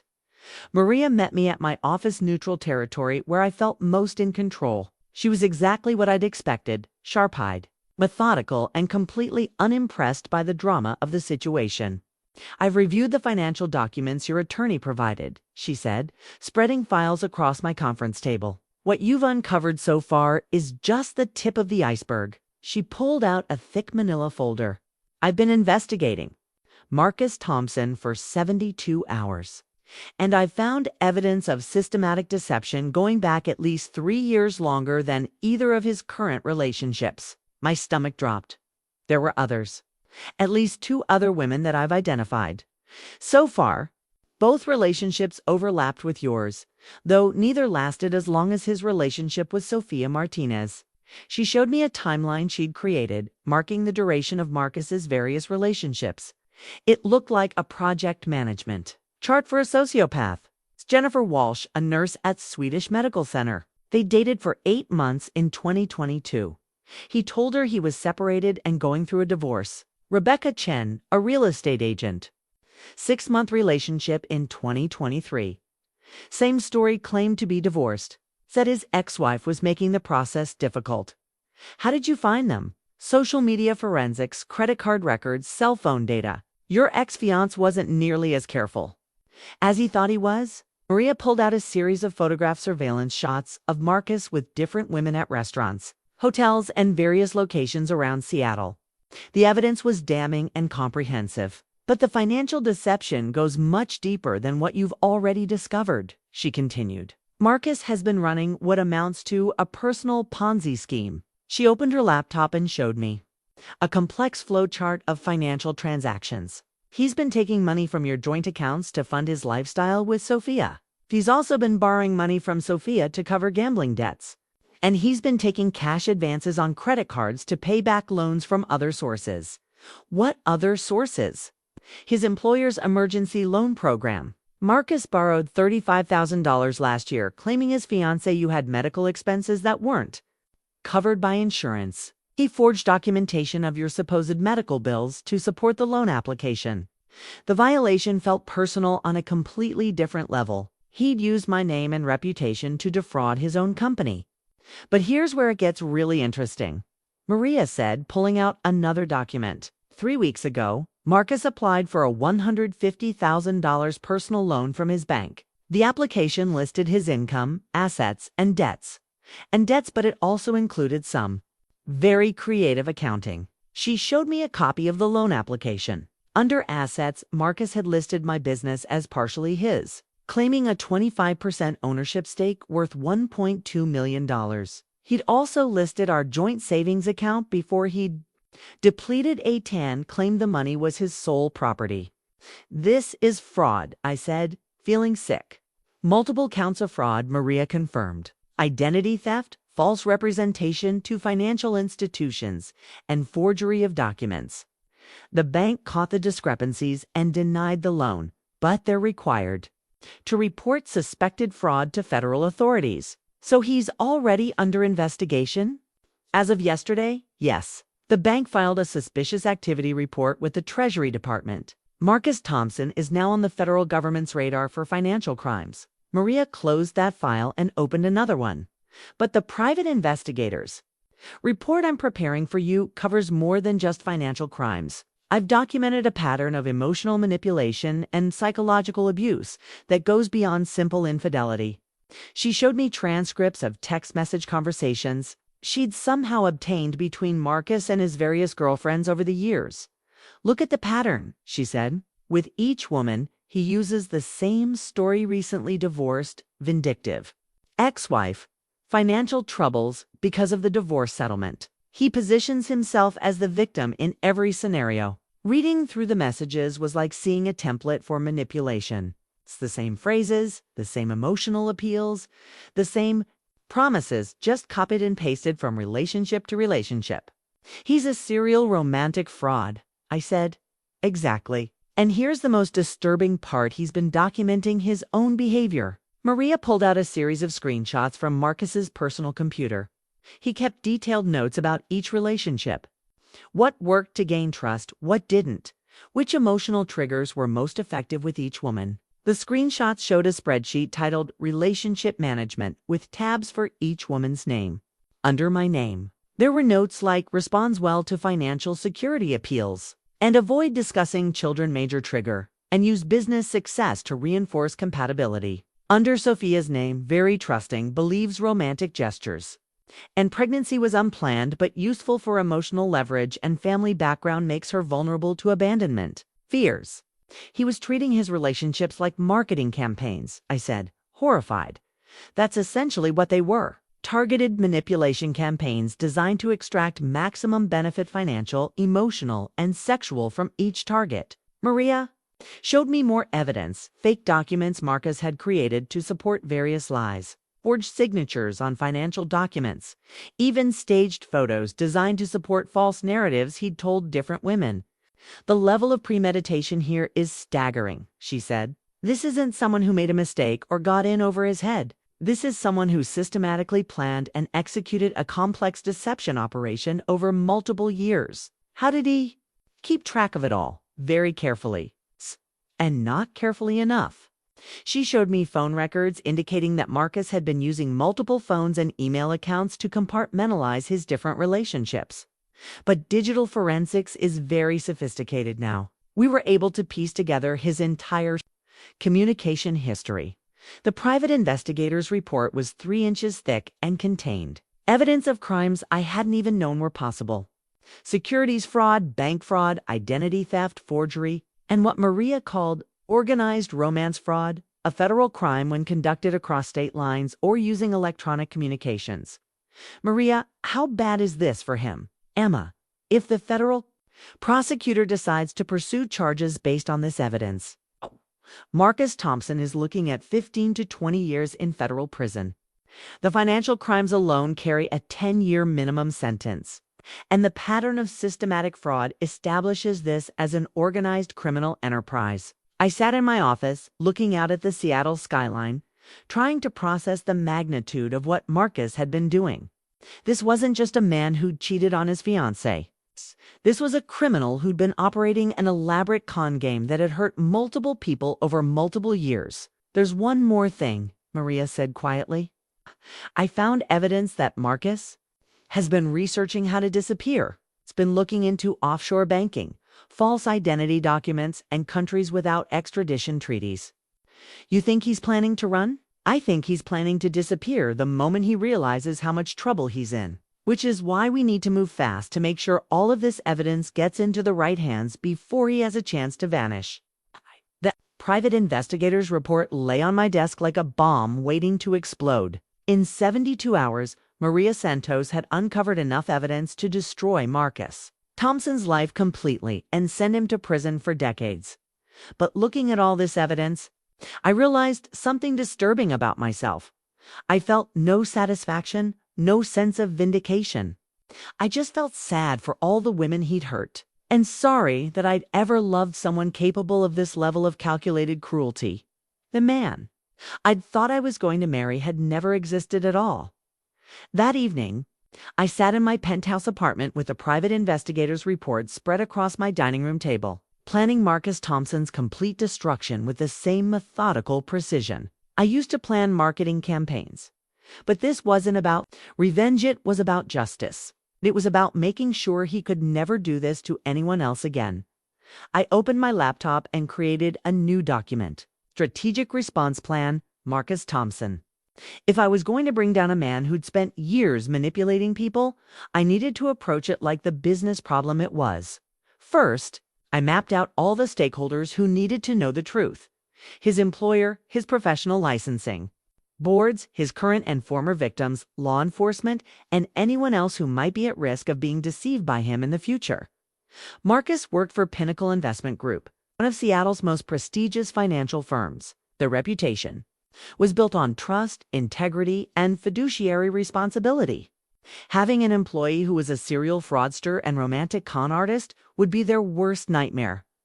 I pulled up Pinnacle's website and found their ethics reporting portal. But more importantly, I found the name of their chief compliance officer, David Park, someone I'd actually met at several networking events over the years. David and I had served on a nonprofit board together. He was exactly the kind of person who would take allegations of financial misconduct seriously, especially when they came with the kind of documentation Maria had provided. I crafted a careful email to David, attaching selected portions of the private investigator's report that dealt specifically with Marcus's professional violations, the forged loan documents, the undisclosed gambling debts, the higher-risk investments that violated company policy. David, I wrote, I'm reaching out regarding a serious matter that affects Pinnacle's reputation and regulatory compliance. I've recently discovered that one of your investment advisors, Marcus Thompson, has been engaging in systematic financial fraud and professional misconduct. I'm providing documentation that shows violations of securities regulations, fiduciary responsibilities, and company ethics policies. I believe Pinnacle would want to investigate these allegations immediately. Next, I researched the professional licensing requirements for investment advisors in Washington state. Marcus held several licenses through FINRA, and maintaining those licenses required strict adherence to ethical standards. I found the complaint forms for the Financial Industry Regulatory Authority and the Washington State Department of Financial Institutions. Both organizations had online portals for reporting suspected violations by licensed professionals. The FINRA complaint was straightforward: systematic, undisclosed financial misconduct, fraudulent loan applications using falsified documents, and failure to report material changes in financial status. The evidence was overwhelming and well documented. Extensively, the HR director confirmed, we're now questioning whether any of his reported client relationships and investment results were legitimate. The general counsel pulled out another document. Ms. Richards, we need to discuss something that may affect you directly. We've discovered that Marcus listed you as a reference on several internal documents, including his partnership investment application. He claimed you could verify his income and financial stability. I never provided any such verification. I said, we suspected as much. We've also found evidence that he may have been using your name and business reputation to gain credibility with potential clients. Several people have mentioned meeting Marcus Thompson, the investment advisor who's engaged to Emma Richards. The marketing executive, Patricia, leaned forward. Are you saying he was using Emma's reputation to advance his own career? Exactly what we're saying, David replied, and it represents another form of professional misconduct. The meeting continued for 2 hours as Pinnacle's executives walked us through their findings. Marcus had violated virtually every ethical standard required of investment professionals. He'd lied about his qualifications, misrepresented his authority, used company resources for personal gain, and engaged in undisclosed high-risk financial behavior that compromised his professional judgment. What happens now? I asked. Several things. The general counsel said, "First, Marcus Thompson is terminated immediately. Effective this morning, its access to all company systems has been revoked, and security is removing his personal belongings from his office as we speak. Second, we're filing a complaint with FINRA and the State Regulatory Board. The evidence of professional misconduct is overwhelming, and we have a responsibility to report it. Third, we're referring the matter to federal prosecutors for potential criminal charges. The falsified loan documents and misuse of company resources constitute federal crimes." David Park looked directly at me. There's something else. Marcus's partnership investment in our firm, $250,000 over 5 years. Spears have been funded at least partially with money he misappropriated from your joint accounts. Patricia's eyes lit up. That makes his partnership investment a fraudulent transfer. We can recover those funds. Exactly. The general counsel agreed. We're prepared to freeze Marcus's partnership equity and cooperate fully with any civil litigation to recover fraudulently transferred funds. They handed us a thick packet of documents: Marcus's employment file, records of his partnership investment, documentation of his policy violations, and copies of all the evidence they'd gathered during their overnight investigation. "There's one more thing," David said, as we prepared to leave. "We're implementing new policies to prevent this kind of situation in the future. Background checks that include financial crime screening, regular audits of personal financial disclosure statements, and mandatory reporting of any criminal charges or civil litigation." "You're changing your entire compliance program because of Marcus?" I asked. "We're changing our compliance program because we never want another employee to be able to use our firm's reputation to defraud innocent people," he said firmly as Patricia and I left Pinnacle's offices. I felt a grim satisfaction.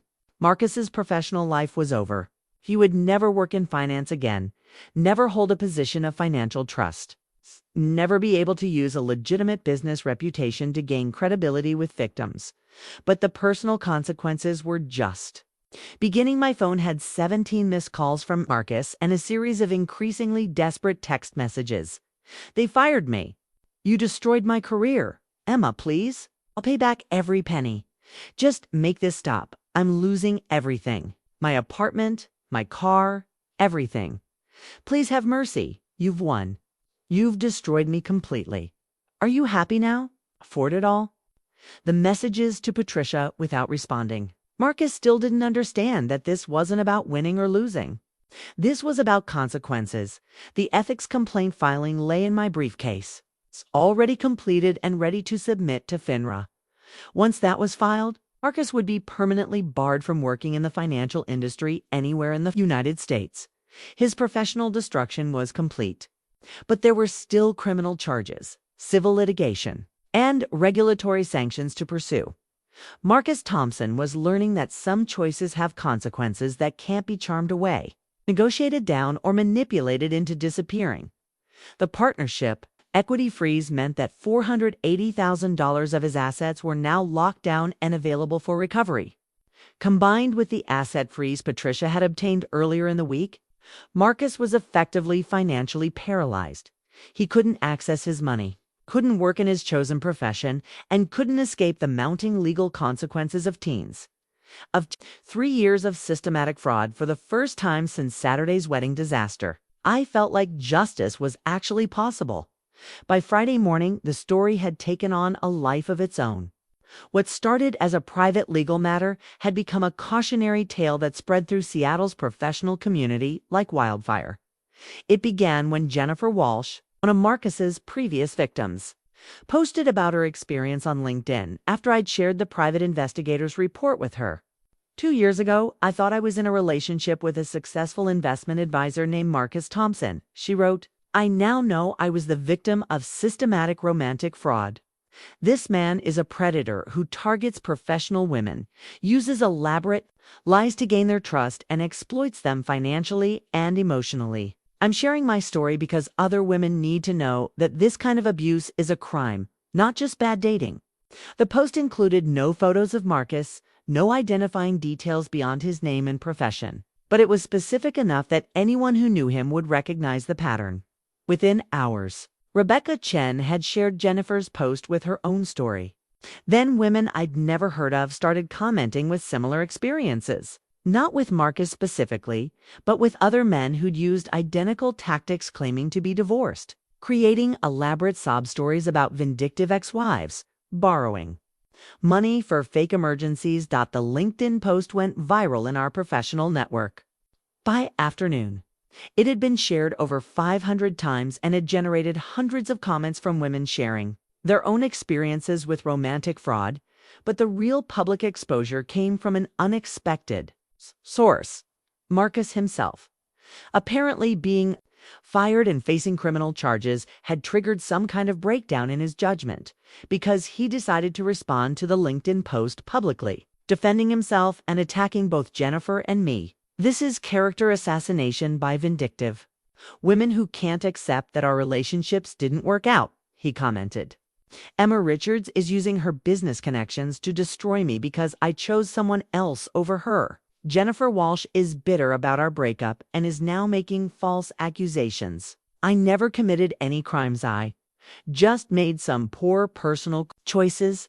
The comment was a masterpiece of self-destruction. Not only did it confirm his identity for anyone who'd been wondering, but it also demonstrated exactly the kind of manipulative, blame-shifting behavior that had been described in the original post. Worse yet, he kept commenting. Each response dug him deeper into a hole, revealing more details about his relationships, his financial situation, and his complete inability to take responsibility for his actions. Emma Richards knew about my gambling problems and encouraged them because it made me dependent on her financially, he wrote in one comment. Sophia Martinez pursued me aggressively and deliberately got pregnant to trap me into a relationship, he wrote in another. Each comment generated dozens of responses from people who knew the women involved, who could verify that Marcus's version of events was completely false. The professional community in Seattle isn't that large. And many people knew me, knew my reputation, and could see exactly what Marcus was trying to do. But I also discovered something else in my research. Marcus's business partnership agreement with his firm. Like many investment companies, Pinnacle required their advisors to maintain certain professional standards, not just in their work, but in their personal lives as well. Any conviction for financial crimes, any regulatory violations, any behavior that brought discredit to the professional of it could trigger immediate termination and forfeiture of partnership benefits. Marcus's partnership agreement showed that he'd invested $250,000 of his own money in the firm over the past 5 years, building up an equity stake that was now worth approximately $480,000. If he was terminated for cause, he'd forfeit all of it. I made note of that detail. It wasn't enough for Marcus to lose his job. He needed to lose his financial stake in the company as well. Otherwise, he could simply take his partnership payout and disappear, leaving his victims with nothing next. I turned my attention to the other women Marcus had defrauded. Maria's report included contact information for Jennifer Walsh and Rebecca Chen, his previous victims. They deserved to know that they weren't alone, and they might have additional evidence that could strengthen the case against him. I drafted careful emails to both women, introducing myself and explaining that I'd discovered evidence of Marcus's pattern of romantic fraud. I offered to share the private investigator's report with them and suggested we coordinate our efforts to ensure he faced appropriate consequences. But I also had a larger plan in mind. Marcus's behavior represented a type of crime that law enforcement and the justice system weren't well equipped to handle. Romantic fraud existed in a gray area between personal relationships and financial crimes, and many victims never reported it because they felt embarrassed or thought it was just bad dating. I wanted to change that. I contacted Dr. Sarah Mitchell, a psychology professor at the University of Washington who specialized in manipulation and abusive relationships. I'd heard her speak at a women's business conference about the psychological tactics used by financial predators. Dr. Mitchell, I wrote, I'm reaching out because I've recently become a victim of what I believe is an organized romantic fraud scheme. I have extensive documentation of systematic manipulation tactics used by a serial offender, and I think this case could be valuable for research and education about this type of crime. I was thinking bigger than just Marcus Thompson. I wanted to help create awareness about romantic fraud as a serious crime, something that could help protect other women from becoming victims. The business partnership agreement lay open on my laptop screen, and I realized there was another angle I hadn't considered. Marcus's partnership with Pinnacle wasn't just a professional relationship. It was a financial investment that could be attacked through civil litigation. If I could prove that Marcus had used fraudulently obtained funds my money to make his partnership investment, those assets could be subject to recovery through the civil courts. It was a complex legal theory, but Patricia Vance was exactly the kind of attorney who thrived on complex legal theories. I made a note to discuss this with Patricia first thing tomorrow. My phone buzzed with a text message from Marcus.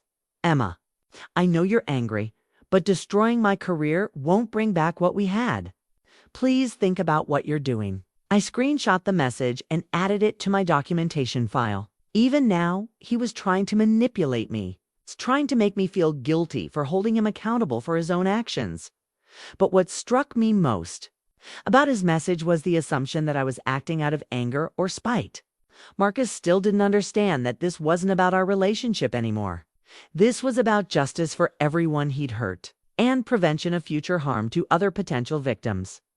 I spent the rest of the evening researching victim advocacy, organizations looking for groups that helped women who'd been targeted by financial predators. I found several, including the National Center for Victims of Financial Crime and the Coalition Against Romance Fraud.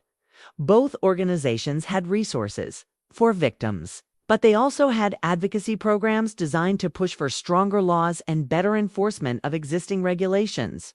This case, with its extensive documentation and clear pattern of criminal behavior, could be exactly what they needed to demonstrate the seriousness of romantic fraud as a crime by midnight. I had a comprehensive plan that would attack Marcus Thompson from multiple angles simultaneously: professional sanctions, criminal charges, civil litigation, regulatory violations, and public exposure of his methods to protect other potential victims. The strategic response plan was 20 pages long and included timelines, contact information, documentation requirements, and specific goals for each phase of the process. Marcus Thompson had spent 3 years planning and executing his plans.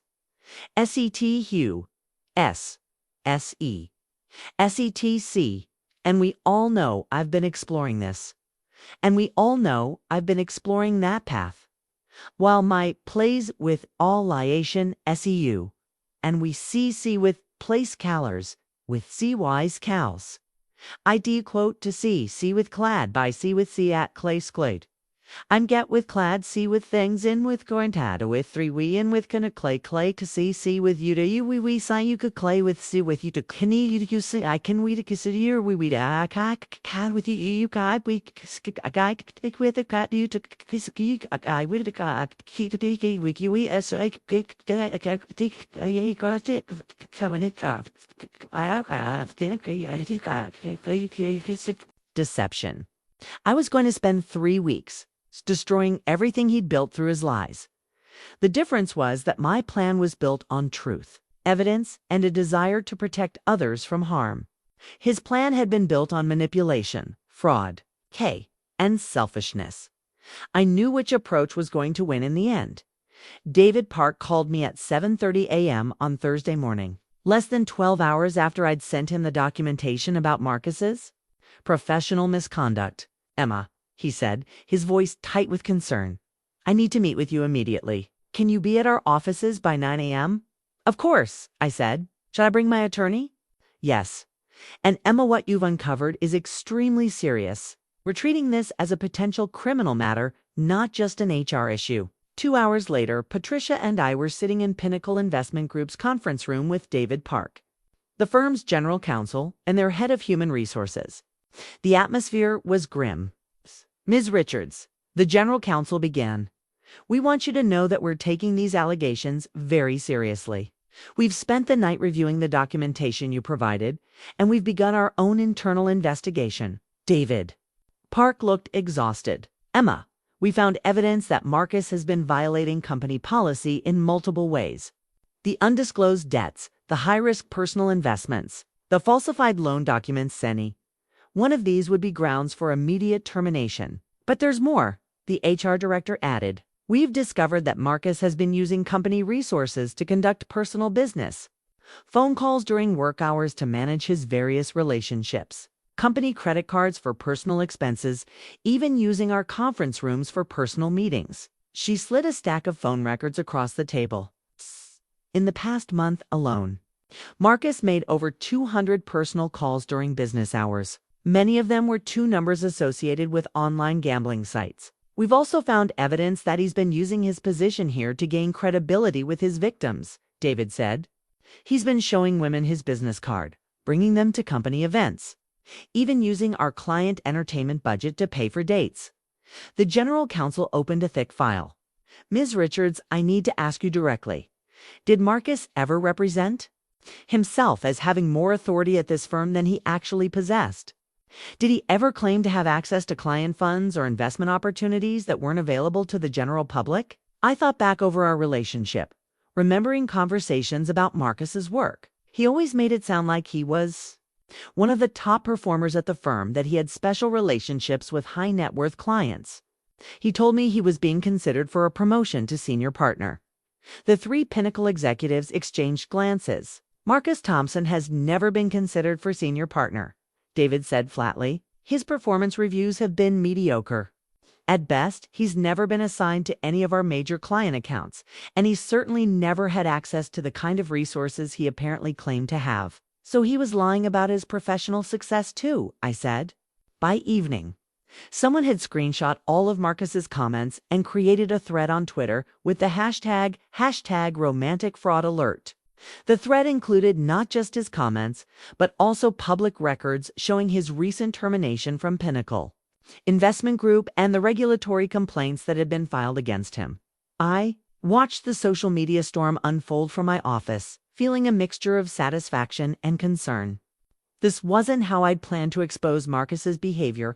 I'd intended to work through legal and professional channels. But his own responses had turned a private matter into a public spectacle. My phone rang. It was a reporter from the Seattle Times. Ms. Richards, I'm calling about the Marcus Thompson story that's been circulating on social media. Would you be willing to comment on your experience with romantic fraud? I'm not discussing my personal situation with the media, I said immediately. I understand. But would you be willing to discuss romantic fraud as a broader issue? We're working on a story about this type of crime, and several experts have suggested that your case represents a particularly well-documented example of systematic financial and emotional abuse. I paused. The reporter was right. This case could help other women recognize and report similar crimes. But I wasn't ready to become the public face of romantic fraud victims. Let me think about it, I said.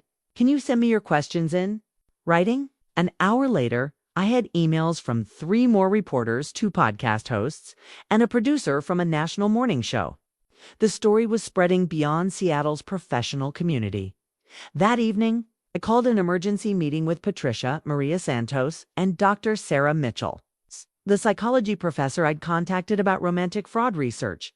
We need to discuss the public attention this case is receiving, Patricia said.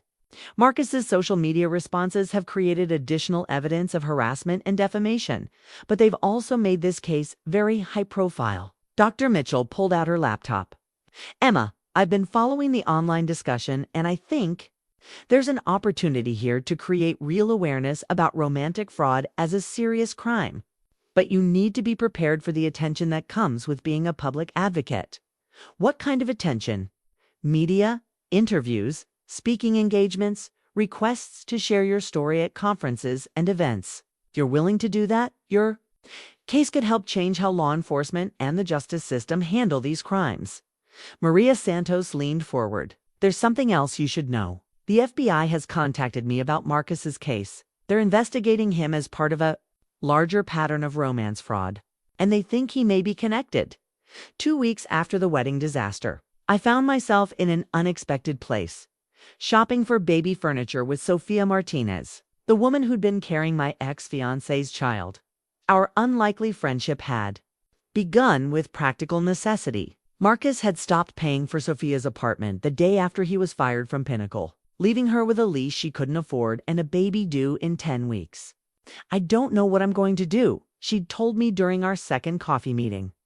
I have some savings, but not enough to cover rent and baby expenses. My family is in Portland, but they're not in a position to help financially. What about Marcus? I'd asked, though I suspected I knew the answer. He says he can't help me right now because you've frozen all his assets. He keeps promising that once his legal situation is resolved, he'll take care of everything. But she'd trailed off, her hand moving protectively to her belly. But you don't believe him. I don't think he ever intended to take care of us, she'd said quietly. I think we were always just convenient for him. That's when I'd made a decision that surprised even me. Sophia, I have a proposition for you. Now, 3 weeks later, we were at Bye Bye Baby, picking out a crib for the nursery in my guest bedroom. Sophia had moved in temporarily while we figured out a long-term plan for her and the baby. It wasn't charity, it was strategy. Ensuring that Sophia and the baby were stable and secure was the best way to guarantee that Marcus would face legal consequences for his abandonment of his parental responsibilities. Emma, are you sure about this? Sophia asked for the 100th time as we looked at cribs. I feel terrible about accepting so much help from you. You're not accepting help from me, I corrected. We're building a legal case that will ensure Marcus supports his child properly. With Patricia's guidance, we'd established a formal framework for Sophia's situation. I was providing temporary housing and support, but everything was documented and structured as loans that Marcus would be required to repay as part of his child support obligations. Besides, I added, I always wanted children. Now I get to be an honorary aunt to Lily Rose. Sophia smiled, the first genuine smile I'd seen from her since the wedding day. She's been kicking all morning.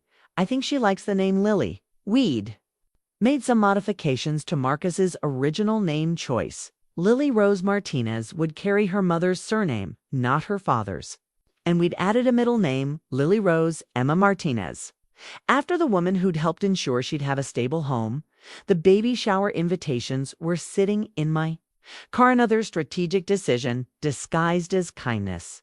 By hosting a baby shower for Sophia, creating a community of support around her, and establishing a public record of her pregnancy and Marcus's absence. Linda and Robert Thompson, Marcus's adoptive parents, were the first people to RSVP. We want to be part of our granddaughter's life, Linda had told me when I'd called to invite them. Regardless of what Marcus has done, this baby is our family. Amy Thompson was helping to plan the shower, and she'd recruited several of her friends to attend. Marcus's own sister was building a support network for the woman he'd abandoned. But the shower served another purpose, establishing paternity and documenting Marcus's failure to provide support during the pregnancy. Every gift, every card, every photograph would become evidence in the child support case we were building. Have you heard from Marcus lately? I asked Sophia as we picked out a changing table. He calls every few days, but only to complain about his legal problems. He keeps asking me to tell the courts that he's not the father, that there might be doubt about paternity. And what do you tell him? I tell him that I've never been with anyone else, that he was there for every doctor's appointment, that he picked out her name. Sophia's voice hardened. I tell him that lying about paternity won't make his other legal problems go away. She was right. The federal investigation into Marcus's romantic fraud schemes had expanded to include other victims in multiple states. The FBI had discovered evidence that he'd been using similar tactics for at least 5 years, targeting successful professional women in several cities. Marcus Thompson was facing federal charges for wire fraud, securities violations, and organized financial crimes. Whether or not he acknowledged paternity of Sophia's baby was irrelevant to those charges. Sophia, there's something I need to tell you, I said as we moved to the baby clothes section. The FBI wants to interview you as part of their investigation into Marcus. Her face went pale. What would I need to tell them? The truth about your relationship, the lies he told you, the financial support he provided and then withdrew. Your story establishes a pattern of behavior that supports the charges against him. I'm scared, she admitted. What if testifying makes him angry? What if he tries to take the baby away from me? Marcus has no legal standing to take the baby away from you, I assured her. He's abandoned his parental responsibilities. He's facing federal criminal charges, and he has no financial resources to support a custody fight. Patricia had been very clear about this. Marcus's legal situation made it virtually impossible for him to seek custody or even visitation rights. No court would award parental rights to someone who denied paternity and refused to provide support during the pregnancy. We finished shopping and loaded the car, with baby supplies all carefully documented with receipts that would be added to the growing file of expenses Marcus would be required to reimburse. Kemma, Sophia said as we drove back to my apartment, "Can I ask you something personal?" "Of course. Do you ever wish things had worked out differently? That you'd married Marcus and never found out about me?" I thought about the question seriously. 3 weeks ago, I would have said yes without hesitation. I'd loved Marcus, or thought I did. I'd been willing to sacrifice my dreams of motherhood to be with him. "No," I said finally. "I'm grateful you came to the wedding. Saved me from making the biggest mistake of my life. But you lost everything you thought you wanted." "I lost an illusion," I corrected. "I thought I wanted Marcus Thompson, but Marcus Thompson doesn't really exist. The man I was going to marry was a character he created to manipulate me." We pulled into my building's parking garage, and I helped Sophia carry the baby supplies. Upstairs, my guest bedroom was slowly being transformed into a nursery, filled with soft pastels and careful hope. "What I've gained," I continued as we unpacked the shopping bags, "is much more valuable than what I lost. I've gained a friend, a future goddaughter, and the knowledge that I'm strong enough to survive betrayal and build something better." The baby shower invitation template was open on my laptop, waiting for final details. The guest list included Marcus's family, Sophia's friends from Portland who were driving up for the event, and several women from my professional network who wanted to show support, but it also included Jennifer Walsh and Rebecca Chen, Marcus's other victims, who'd become part of our informal support network. We'd all realized that we were stronger together than we'd been as isolated victims. "There's one more thing," I said to Sophia. "I want you to think about pressing charges against Marcus for the promises he made to you, the money he borrowed, and never repaid the false representations about his marital status. I thought you were already handling all the legal stuff. I'm handling the charges related to what he did to me. But you have the right to press charges for what he did to you. The more victims who come forward, the stronger the case against him becomes." Sophia looked at the ultrasound photo tape to mirror the picture Marcus had once treasured, where he'd written our little miracle in his own handwriting. "I'll do it," she said quietly. "For Lily, she deserves to know that." Her mother stood up for what was right.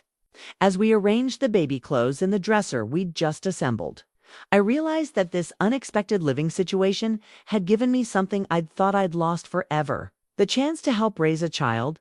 Lily Rose would grow up knowing that she was wanted, protected, and loved by an entire community of people who'd chosen to be her family.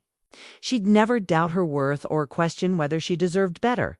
And she'd grow up knowing that her mother had been brave enough to tell the truth, even when it was difficult, and that truth had protected both of them from a man who would have brought nothing but chaos into their lives. The baby shower invitation was finished. Please join us in celebrating Lily Rose, Emma Martinez, and her mother Sophia. Your presence and support mean everything to a family that has chosen love over deception, truth over convenience, and hope over fear. It was an invitation to celebrate not just a baby, but the triumph of honesty and community over manipulation and isolation. Marcus Thompson would read about the shower in the court documents, where it was listed as evidence of his abandonment of parental responsibility. But he wouldn't be invited to attend. Some bridges, once burned, should never be rebuilt. 6 months after what should have been my wedding day, I was standing in the nursery of my penthouse apartment, holding 3-week-old Lily Rose Martinez. While Sophia took her first shower in 4 days, the baby was perfect 10 fingers, 10 toes, and Marcus's blue eyes, which I decided would always remind me of innocence rather than deception. She'd been born on a crisp October morning, 3 weeks early but healthy and strong, as if she'd been eager to enter a world where she was genuinely wanted. "You're going to be okay, little one," I whispered to her as she slept in my arms. "You're going to grow up surrounded by people who chose to love you." The legal proceedings against Marcus had concluded the week before Lily's birth. He'd pled guilty to federal charges of wire fraud, securities violations, and organized financial crimes in exchange for a reduced sentence of 12 years in federal prison. The plea deal had been a relief for everyone involved. It meant Sophia, and I wouldn't have to testify in a lengthy trial. And it meant Marcus would face serious consequences without the uncertainty of a jury verdict. More importantly, the plea included a comprehensive restitution order. Marcus was required to pay back every penny he'd stolen from me, plus interest and penalties. His forfeited partnership stake from Pinnacle Investment Group, combined with his other seized assets, had recovered nearly $400,000 of the money he'd misappropriated. The remaining amount would be paid through a garnishment of any future income he earned, meaning that even after his release from prison, Marcus would be working to repay his victims for years to come. Child support had been handled separately. The court had ordered Marcus to pay $2,500 per month for Lily's support, plus health insurance and educational expenses. Since he had no current income, the payments would begin when he was released from prison and found employment. Sophia had decided not to pursue visitation rights for Marcus. If he'd wanted to be a father, he would have acted like one when it mattered, she'd said. Lily deserves better than a part-time parent who only shows up when it's convenient. My business had grown substantially during the chaos of the legal proceedings. The high-profile nature of the case had brought national attention to my marketing firm, and I'd been flooded with new clients who wanted to work with someone they saw as strong and principled. The Microsoft contract had been renewed and expanded. I'd signed deals with 3 other Fortune 500 companies. My annual revenue had doubled, and I'd hired 4 new employees to handle the increased, workload. But the most significant change in my professional life had been the addition of a new service, offering crisis communications and reputation management for victims of financial fraud. The program had helped dozens of women across the country, and we'd been featured in business magazines as an innovative approach to supporting fraud victims. My personal life had changed dramatically, too.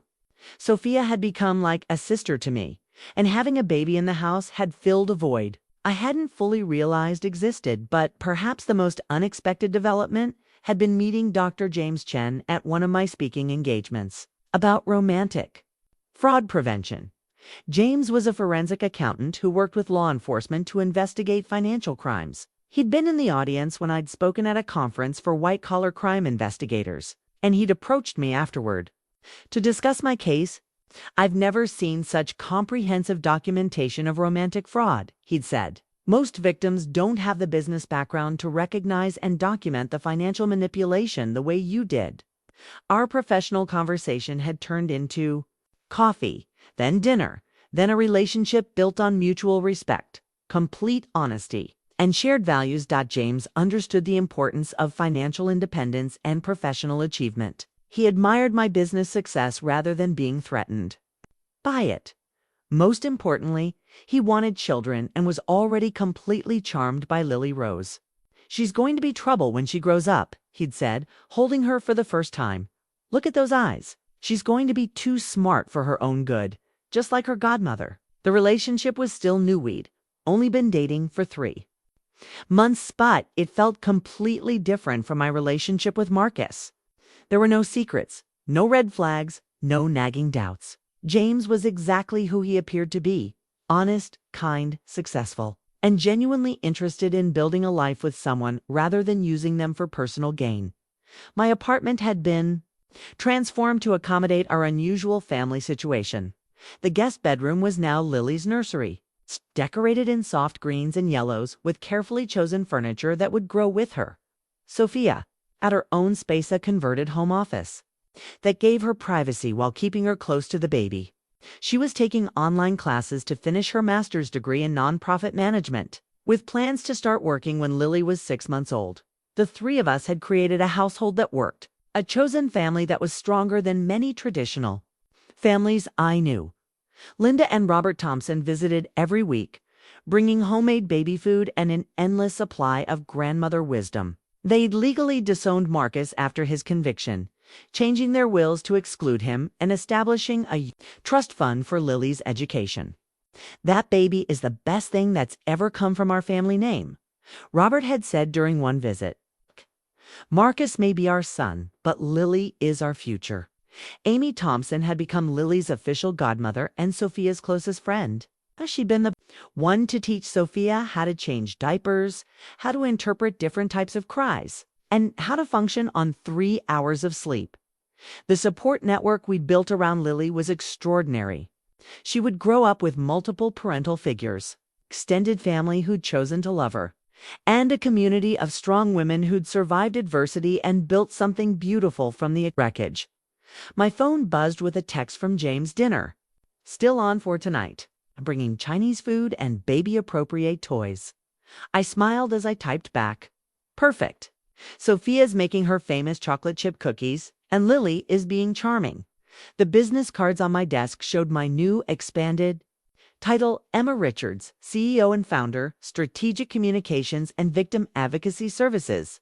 The company I'd built from nothing had evolved into something that helped other people rebuild their lives.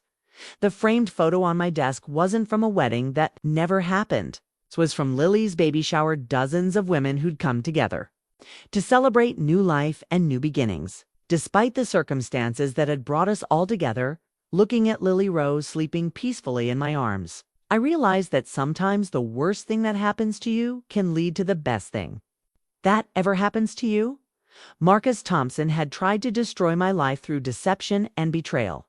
Instead, he'd led me to discover my own strength, to build a business that helped other people, and to create a family based on choice and love rather than obligation and lies. The journal entry I'd written on what should have been my wedding day felt like it had been written by a different person. Today was supposed to be the beginning of my forever. Instead, it was the end of my illusions. Now I would write, "Today is the beginning of a life I never imagined, but wouldn't trade for anything." Lily Rose is 3 weeks old. James is bringing dinner. Sophia is laughing in the kitchen, and I am exactly where I'm supposed to be. The wedding dress was still hanging in my closet, preserved and waiting. Someday, maybe I'd wear it for a marriage built on truth rather than deception. Or maybe I'd give it to Lily Rose for her own wedding decades from now. Either way, it was no longer a symbol of broken dreams. It was a reminder that sometimes the best gift life can give you is the courage to start over when the life you thought you wanted turns out to be the wrong life entirely. 1 year after the wedding, that never happened. I'm sitting in my home office, writing the final chapter of a book about romantic fraud and financial abuse. The manuscript deadline is tomorrow, and my editor wants an ending that ties together all the lessons learned from this experience. Lily Rose Martinez is 8 months old now, crawling everywhere and getting into everything with the determined curiosity that I'm convinced she inherited from me. Sophia graduated with her master's degree last month and started working for a nonprofit that helps single mothers navigate financial assistance programs. James and I are engaged. A quiet proposal that happened in this same office while Lily napped in her playpen and Sophia studied for finals. The ring is a simple solitaire, chosen together with no secrets or surprises. Our wedding is planned for next spring, a small ceremony with the family we've built rather than the illusion we once believed. Marcus Thompson will be released from federal prison in 11 years. His name appears occasionally in my bank statements, automatic restitution payments that arrive monthly, slowly repaying the money he stole. Each payment is proof that actions have consequences, that justice, while sometimes slow, is ultimately real. The romantic fraud prevention program Dr. Mitchell and I developed has helped over 200 women across the country. We've testified before Congress about the need for stronger laws protecting victims of financial predators. The FBI now uses our case as a training example for investigating organized romance fraud schemes. But the most important outcome of this experience isn't professional or legal, it's personal. I learned that love without honesty isn't love at all. It's exploitation disguised as affection, manipulation wrapped in romantic gestures. Real love requires vulnerability, transparency, and the courage to be genuinely known by another person. I learned that my worth isn't determined by someone else's ability to see it. Marcus's deception wasn't a reflection of my value as a person, it was a reflection of his inability to appreciate what was real and meaningful. I learned that the life you think you want and the life you actually need might be completely different things. I thought I wanted to marry Marcus Thompson and build a traditional life with someone who would provide security and partnership. What I actually needed was to discover my own strength, create a chosen family, and build something meaningful from the wreckage of betrayal. Most importantly, I learned that sometimes the most devastating experiences lead to the most beautiful outcomes. If you're brave enough to rebuild rather than simply survive, the journal entry I wrote on my original wedding day sits framed on my desk. Today was supposed to be the beginning of my forever. Instead, it was the end of my illusions. Below it, in newer handwriting, I've added, and the beginning of everything real. Lily Rose will grow up knowing that she was wanted, chosen, and celebrated by an entire community of people who proved. That family is about love and commitment, not just biology and obligation.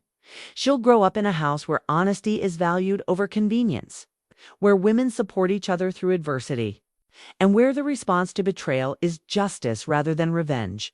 The wedding invitation from that day is pressed between the pages of my journal as a reminder of loss, but as proof that sometimes the worst thing that happens to you is actually life saving you from settling for less than you deserve. My name is Emma Richards. I'm 33 years old, and I've learned that the best revenge against someone who tried to destroy your life is building a better life than you ever imagined possible. Share your own stories of triumph over betrayal in the comments below, because every woman deserves to know that her strength is greater than anyone else's lies.